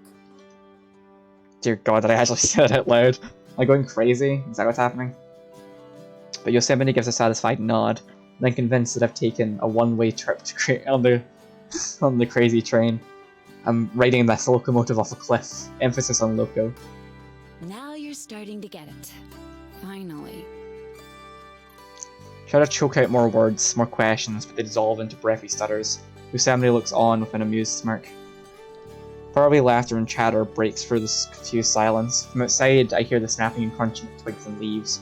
Voices get louder, past the cabin, then taper off. Just what are you?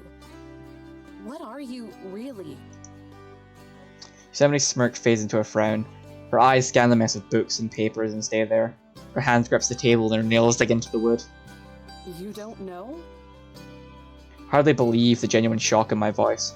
I'm not actually buying this garbage, am I? That's the winning question, isn't it? She sinks back into her chair, breaking her razor-straight posture. She sighs, drawing in a deep breath, but releases it in a quick puff. Her frown relaxes into a smile. It's a soft smile, the kind that people have when they're nostalgic or think about a family member that isn't around anymore. Do we not know? Or do we just not remember? I can do without the cryptic crap. It's anything but. I'm telling you what I know. And what I know is that I'm Yosemite. Just like they know how they're Zion in Yellowstone. Okay, sure. But how do you know? How do you know that your stomach rumbles when you are hungry? Did someone have to explain the concept to you? How long have you known? I don't know. Have you always known? I don't know. Do you know anything? If I knew anything, I wouldn't be trying to figure it out. She shoots up out of her chair and glares down at me. Her voice cuts through the air like a dagger. Her little outburst throws the room into silence. Yellowstone coughs in the kitchen. Pup's tail spikes up in alert. I stare back, pretending to be unfazed, but secretly I'm tense. Muscles flex against my uniform. In the thick of the silence, Zion tiptoes over to the table. She latches onto Yosemite's hand, her own tiny hand, only managing to wrap around 3 fingers. Wordlessly, she gazes up at her with blue, beating eyes. Yosemite's sharp face softens back into a solemn smile. Her hands engulf all of Zion's. She strokes her palm and tells for her fingers. Zion gives a ticklish giggle. I have these fragments that pop into my head. Bits and pieces of a language I don't know. Faces I don't recognize, but seem familiar. Her voice shakes, hovering above a whisper, breaking at the end of words.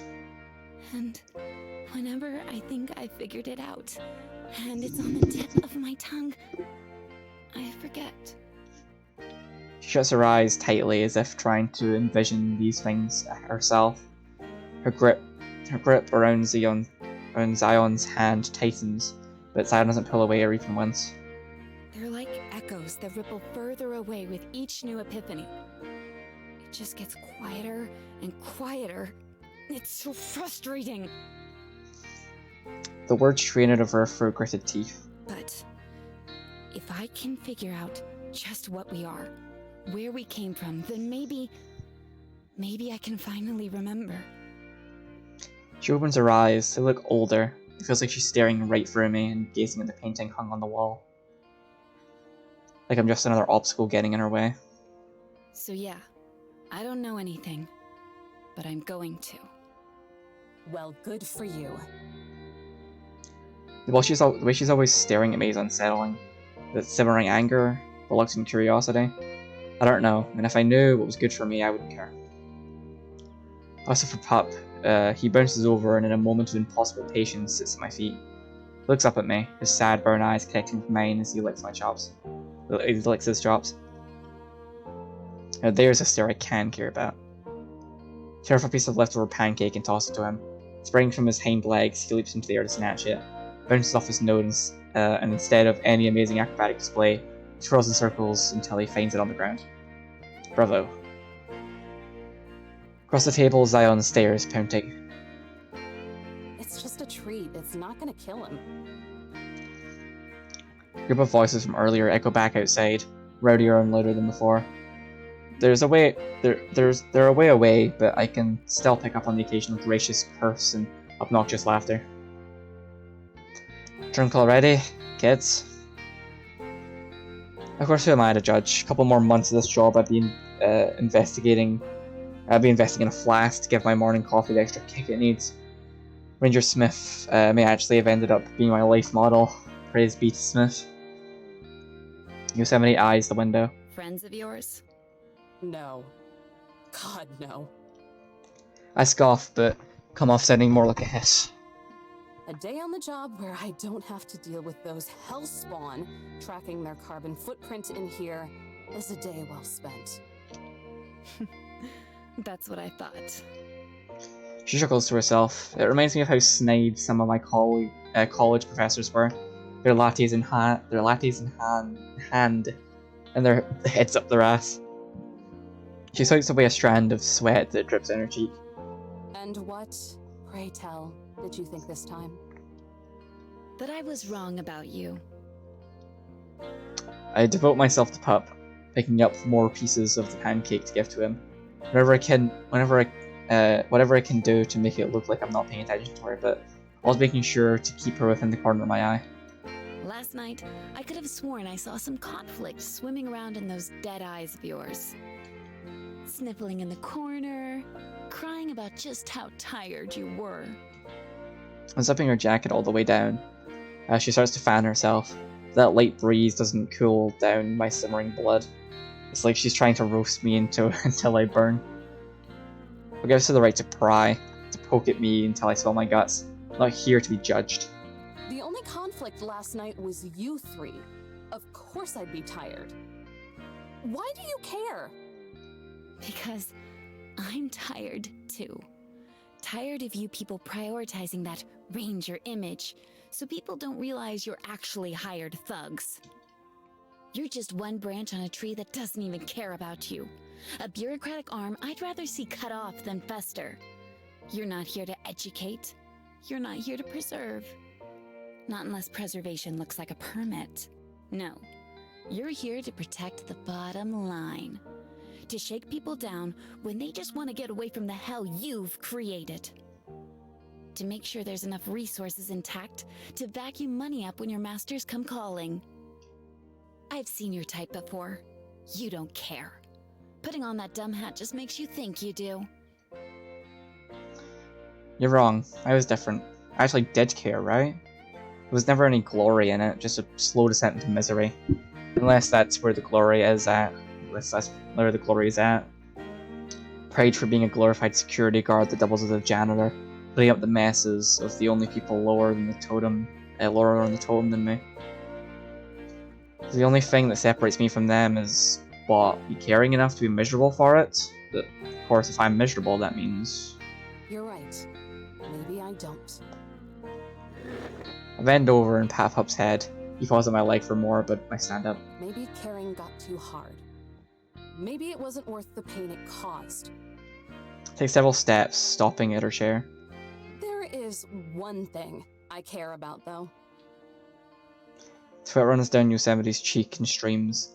She pants heavy breaths, her chest heaving in and out. Getting you the hell out of here.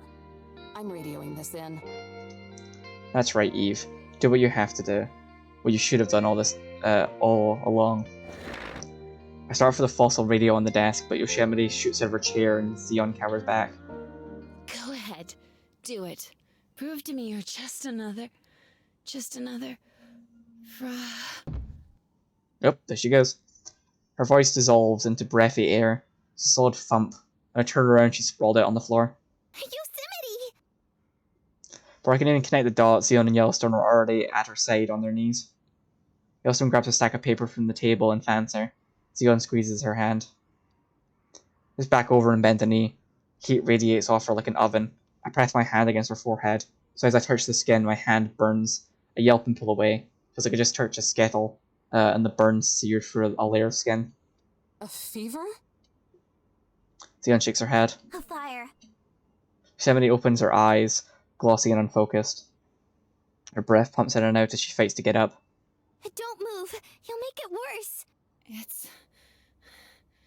close. She also had a pained groan, a small hole burning for her jacket sleeve, orange embers crisping around the edge. It feels like a cigarette being snuffed out. Like a cigarette. Oh no.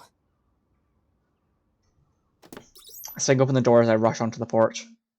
Faint smell of smoke tickles my nose, maybe just a campfire. Not good. Hauling back into the cabin, I snatch my hat and pull it over my head. Yosemite glances back and forth in impulsive panic, mumbling words of comfort to Yosemite. Zeon sniffs back a few tears, then looks at me with a wavering calmness. Skinny voice cracks a little. How far is it? I don't answer. That familiar smoky smell, harsher than a chimney, drifts into the cabin. I'm not sure what's going on, but I'm not sure how they know what's going on. But after these last 12 hours, I'm not taking any risks. Get her to the couch. And whatever you do, stay here. But Eve, we can...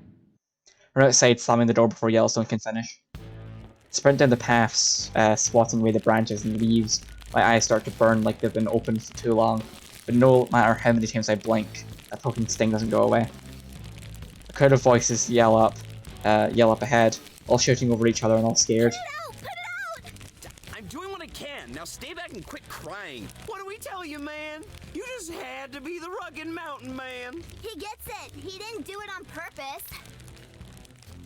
Finally tear my way into a small clearing circled by trees, just big enough space for Mormons to cause trouble. A patch of blazing red dances on top of a pale of twigs beneath a tree. The fire branches out on both sides like a trail of dynamite, splitting into a short V. The trunk of the tree is blackened with soot. A group of familiar campers, I only recognize them by the jackets, stomps on the knee-high flames, all their face twisted in fear. The one I talked to last night spots his green jacket over it, but that's going to make any difference now. What the hell is going on here? Most of their faces go sheet white, and for a moment they forget about the fire. The kid with the green jacket just keeps swatting fire, just keeps swatting the ground. Yet whenever he lifts it back up, flames flame that much higher. You. 3 seconds to tell me what happened. Point to him, and this time he manages to pull himself away. He turns to me, his eyes red and watery from smoke. We were... 1, I thought I put it out. 2, I didn't mean to. 3. Get out of the way before your jacket catches. March over and shove him into his friends. He doesn't resist, stumbling into their arms like a limp scarecrow. All of you, get away from here. Back to the campground. They watch me with wide, vacant stares. If I were a truck driver, I'd be I've mowed this down by now. Move it! All except one nod and start tripping their way through the woods. The kid with the green jacket stares at the glowing fire, his knees quivering. His little girlfriend glances back and cups her hands over her mouth. On! Let her take care of it! He shakes himself out of it and wipes his hands and runs off into the woods. My attention turns to the fire. Something on it would just submerge me waist deep in the blaze. The base of the tree ignites and the embers float down onto the scattered path of twigs and make slight lines for the surrounding trees. Dig my boot into the ground and kick clouds of dirt onto it. Specks of embers are snuffed out, but the fire remains just as tall. Unstrapping my walkie-talkie from my waist, I press the comm button and speak into it. Although whoever is listening in, it probably sounds like an anxiety attack. To Illuminae Station, this is Ranger Adams. We have a situation behind the cabin post. 1070, I repeat, 1070. Get dispatched to send out a fire unit. A broken voice crackles through the static. To Illuminae Station, do you read me? To Illuminae Station. Look around and realize just how caged in by these trees I am. No wonder the signal's so jumbled. I don't notice a fire extinguisher at the cabin, and the station is less than a mile away. Around I could warn them, but how quickly this thing is going to get out of control. Scan the clearing. Snow is still on the ground, half melted and tossed around splotches. It's not a lot, but it could work. Scrape as much snow as I can, sandwiched together. A clot of black dirt stains the white. Feels like dry ice in my hands. Toss it over the fire. Most of the snow melts in an instant, but a section of the fire is extinguished along with it. For a brief second, relief watches over me. Go as fast as I can, but just as fast it ripped away. The fire flares up, engulfing more of the tree. It winces as the heat kisses my skin. Flames inching closer. Forest fire on the first day. Wonderful. Taking 3 nervous steps back, I glance over my shoulder. If running to the station is the only way, I guess I have no choice. My legs bend as I take the first giant step. Before I can take another, shrill voice breaks through the woods. No! Eve! Yellowstone launches past the tree and into the clearing. Branches and leaves cling to her clothes. She skids to a stop, her eyes locked into the fire. Okay, so that's happening. What are you doing here? Eve! There you are!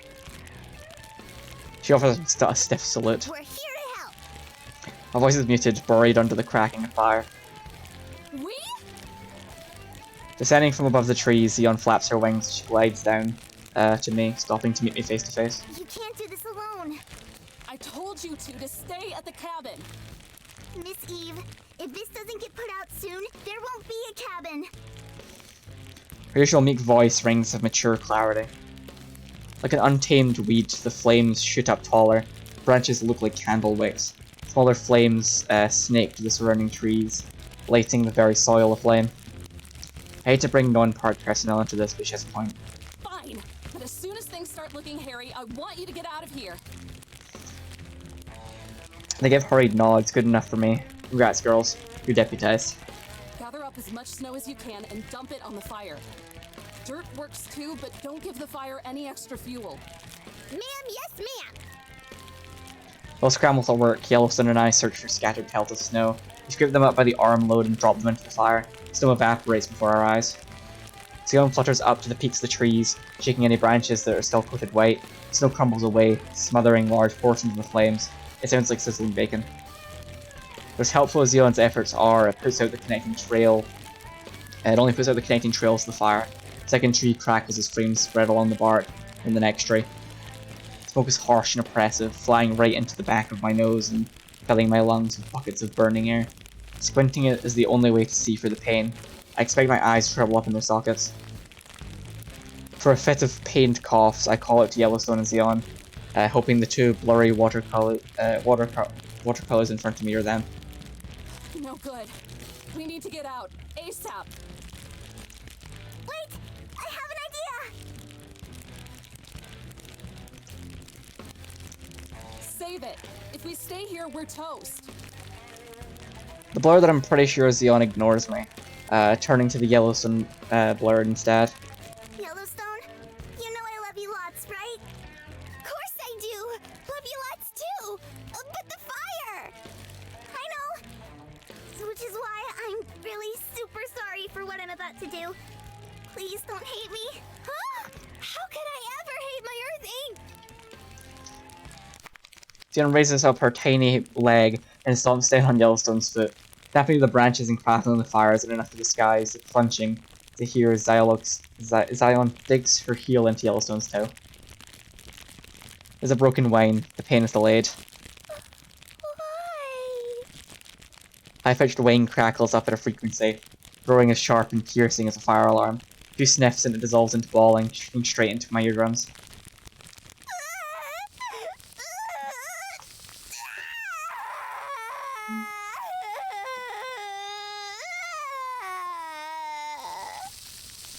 I go from shielding my eyes from the smoke to covering my ears to drown out this crying. The brain-rattling shriek pierces my skull. Wild bubbles from the opening in Yellowstone's head, boiling like a pot on the stove. The explosive power of a gunshot. A geyser reporter shoots at her head, spraying into the air. Whoa, whoa, whoa, whoa, what? Good. You're doing great. Just keep crying. Yellowstone keeps the long form sobbing going. Water sprinkles down on me, killing me off in the midst of the hellish heat. Wait, that's it! I hear you loud and clear, kid. Shoot Zion a thumbs up. I have to give it to her. This is the smartest plan this is a smarter plan than anything I could ever come up with. Yellowstone, aim for the fire. Okay. Aww. Sounding like a child lost in the supermarket, Yellowstone obeys, bowing her head and blasting the geyser at the burning trees. Zion latches onto Yellowstone's waist, getting the rush of water and the flames. It reminds me of a firefighter aiming a fire hose. Swaying red and orange shrinks as the water splashes down on it. Bit by bit, the fire dies down. Smoke lighter than the grey plumes that choked the air only seconds ago blanket the clearing with this layer of mist. The roaring of the flames quiet into snaps and pops of the campfire, till all I hear are Yellowstone's hushed whimpers.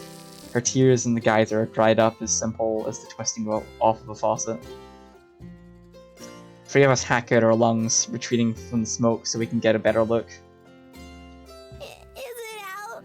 Do we get it all?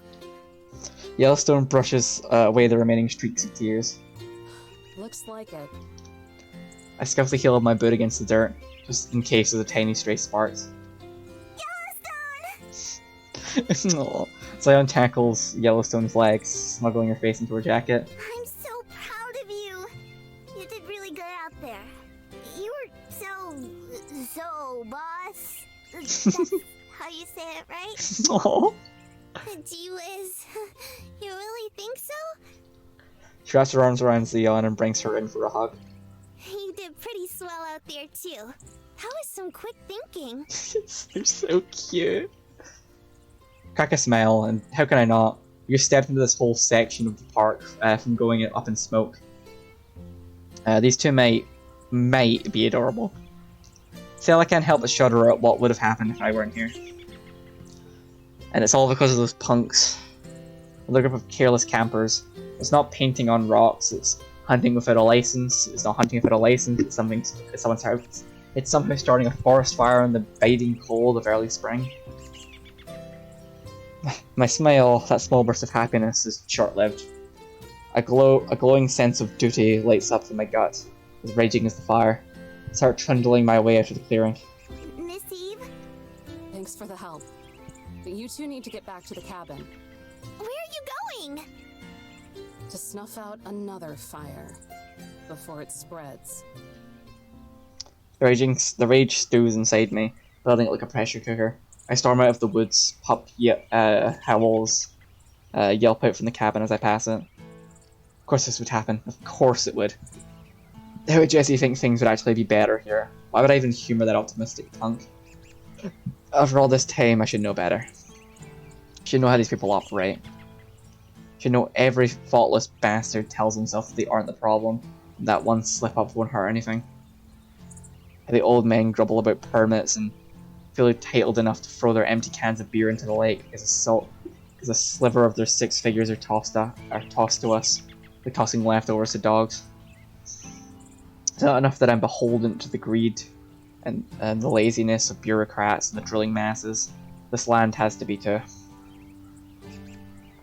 Its vivid lushness, airbrushed with greens and yellows, and on those dewy autumn mornings in the brown orange of harvest.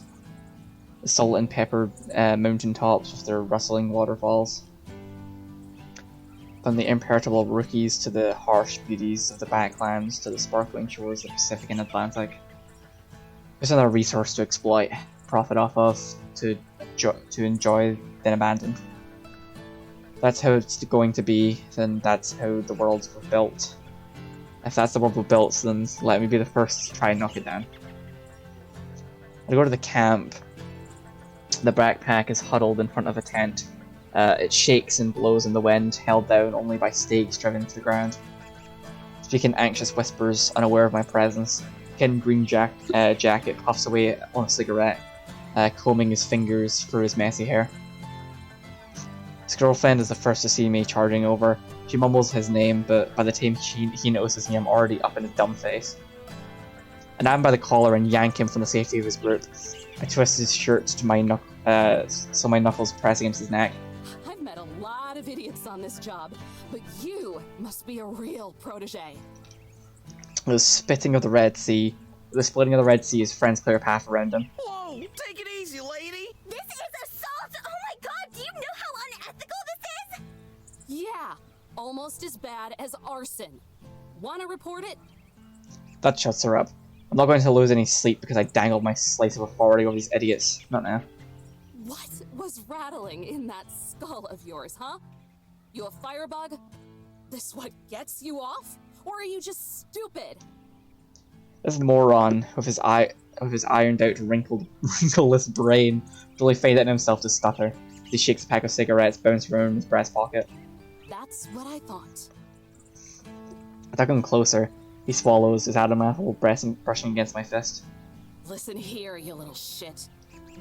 Finally, he breaks out of his catatonic state and struggles to pull away. This just pisses me off more. I snatch the cigarette from his mouth and crumple it up in my hand.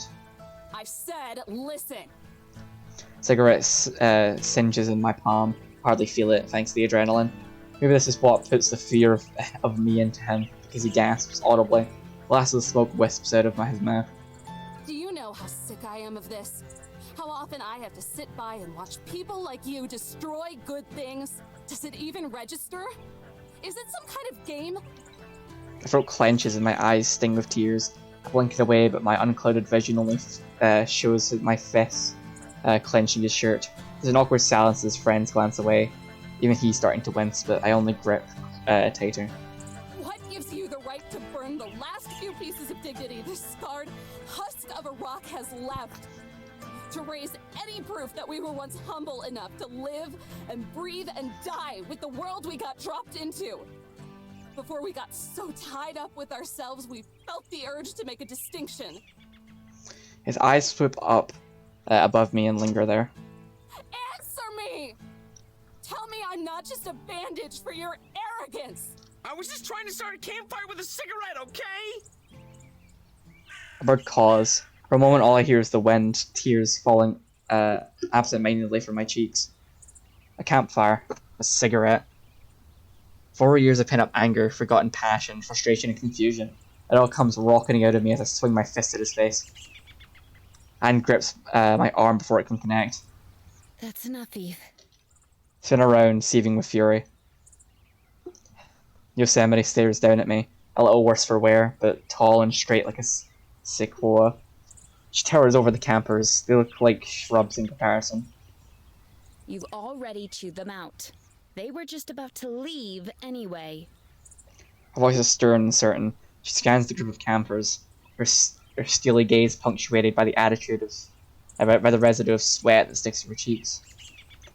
Each gave an affirming nod. The kid in the green jacket wriggles out of my death grip, and the whole lot of them scramble further into the camp. Why the hell would you do that? They're just going to call. Aww. She envelops her arms around me, then pulls me in for a hug. My hat blows off. Thank you. I needed to hear that. What? Her voice is a whisper that caresses my ear. You've done enough. At least for today. I've done enough? I hear that and feel limp. Aww. Over her shoulder in the thick of the woods, I can see the cabin, nestled under the pines like a forgotten paradise. The citrus smell of lemongrass sticks to Yosemite's jacket. Her skin, while no longer feverish, is warm like an embrace from a blanket. The image of the cabin blurs as my breath shakes. For the first time in maybe 4 years, the tears aren't angry or frustrated or confused, only sad. I can finally let them be sad. I just wanted to protect what I love. Yosemite gasps as if her breath has been sucked away. She pulls her head down, pressing it against my shoulder. She strokes my hair. Crying to her jacket, the tears dampening the hide and leather. You're a fool. She clutches and I can hear the soft grin in her voice. But maybe we need more fools. The tears keep coming, so much I think I might choke on them. With each breath I draw and every sob I take, her throat gets tighter. My throat gets tighter. Maybe it's going to wring it all out after all this time. To be commanded like this, like that, means more to me than approval, or a pat on the back from Jesse. It's validation, it's acknowledgement, that even if what I'm doing is meaningless, I've still devoted myself to it and suffered, and maybe that suffering isn't entirely worthless after all. And as Yosemite holds me while the wind howls through the branches and larks whistle above us, I start to think maybe it's worth it to hold on and suffer for just a bit longer.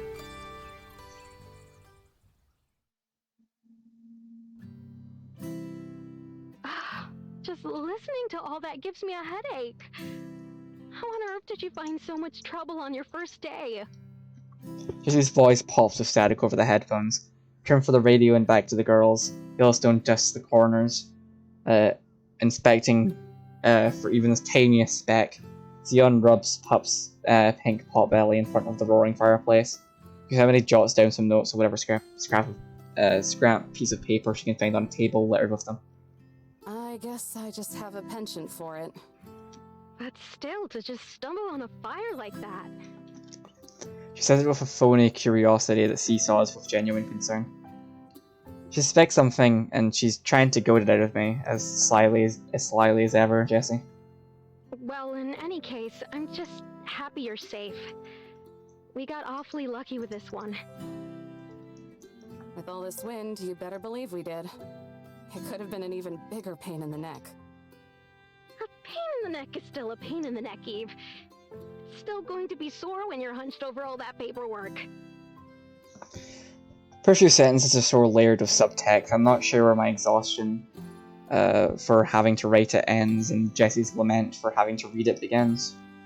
Yeah, I'll see if I can get around to that. You'll have it for me the next time I visit. Maybe if you're nice to them, someone at the other station will transcribe it for you. Sunshine beams in through her sadistic voice. I can feel the hand cramps already. But Eve, The bit turns serious. are you sure there isn't anything you want to tell me? Not a thing. Okay then. She moves on from it, though I'm not entirely sure she's convinced. In that case, I'll talk to you tomorrow. And the day after that. You really don't have to. Oh, but I want to. Over and out, Jesse. She giggles. Over and out, Eve. Arnie, get your grubby hands off my trail mate! Video cuts out into static, leaving my ruptured eardrums to recover on their own. Set the headphones aside and turn to see everyone but Yosemite looking at me. I knew it all along. You're just a soft serve softie. With a cherry on top. I love these two. Yosemite flips the page over and scoffs. The pitted kind, maybe. Careful. If you bite down, she'll crack your teeth. I join her at the table and collapse onto my chair. Zip it. Or next time I'll actually let you burst into flames. It was just a fever. I would have been fine. Eventually. Like that makes any sense. What if there's an actual campfire, or lightning strikes a tree? What happens then, huh? What did I tell you about linear thinking? If this truce is going to continue, you're going to need to expand to the abstract. Your existence is plenty enough abstract for me already. Yosemite pauses over her work. She looks up and smirks. I smirk back. Who knows? Maybe fun to have someone around to spar with. At the very least, she's more engaging than any camper I've ever torn apart. This girl bites back. Alright, everyone, listen up. Yellowstone and Xeon stiffen to attention. Pup rolls over onto his pup butt.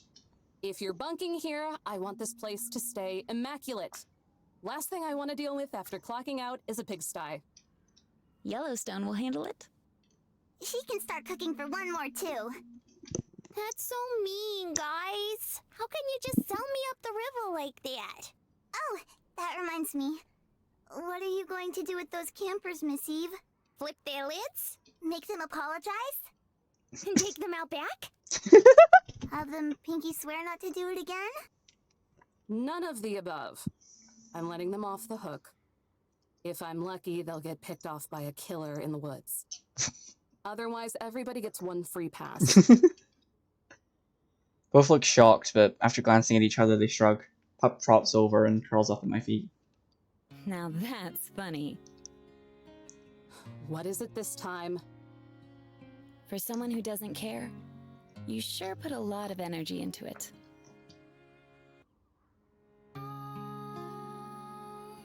Aw. That was great.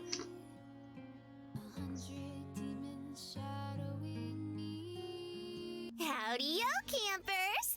And welcome to me and Zion's first fireside chat! Oh shit, we've got in-between sections. I'm not gonna start chapter 2, but I want to see this first. Hello, it's very nice to be here. Today we're gonna do our gal Eve proud and talk about the history of the National Park Service. Oh boy, we're getting actual fucking history. Before Yosemite finds out we took her books. I hope. Aw, don't be square, cutie. We got this. It all started back in the 10th century when Leif Erikson... That's a little too far back, Yellowstone. Oh, Columbus and his pilgrims, then. I don't think that's quite right, either. It's a good guess, though.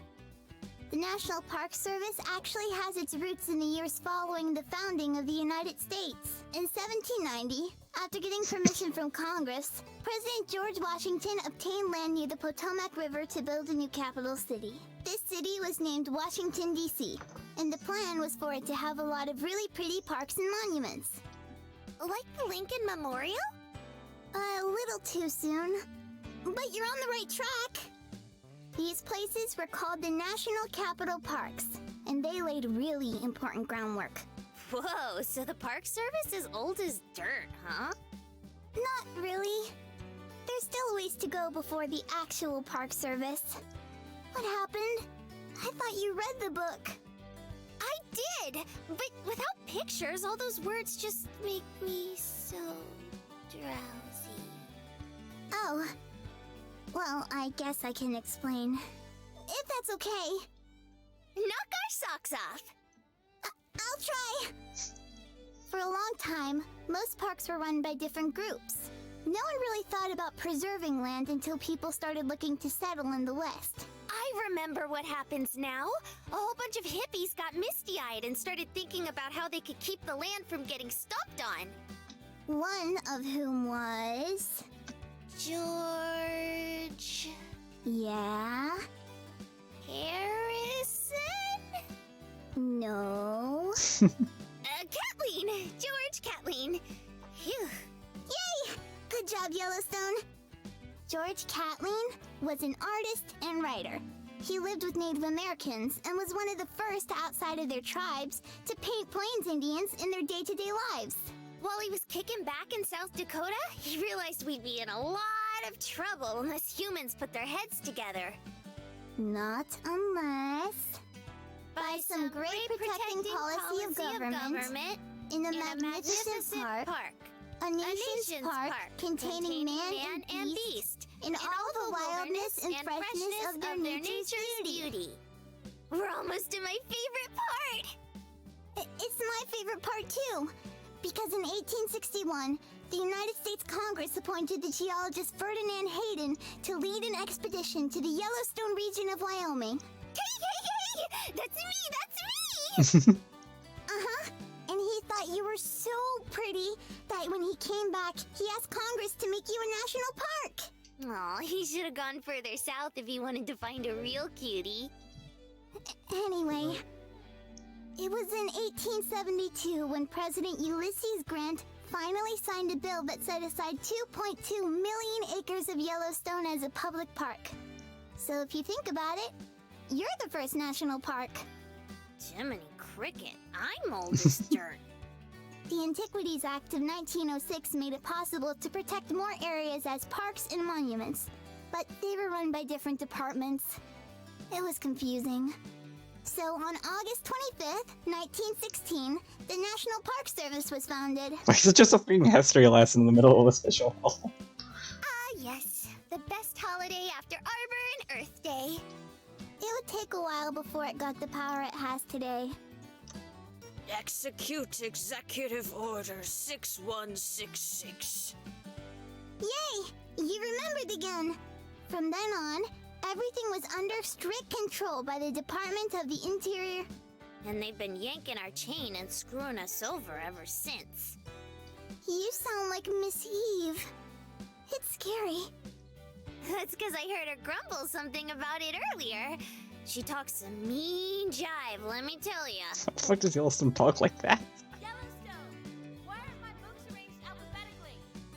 Ooh, would you look at that? We're all out of time! Catch you next time, campers! And remember to love— Bye-bye! Oop. Ooh, Oh, would you look at that? We're all out of time!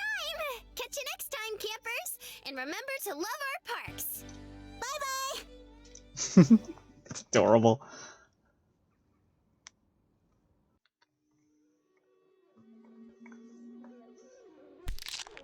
I believe that's the beginning of chapter 2.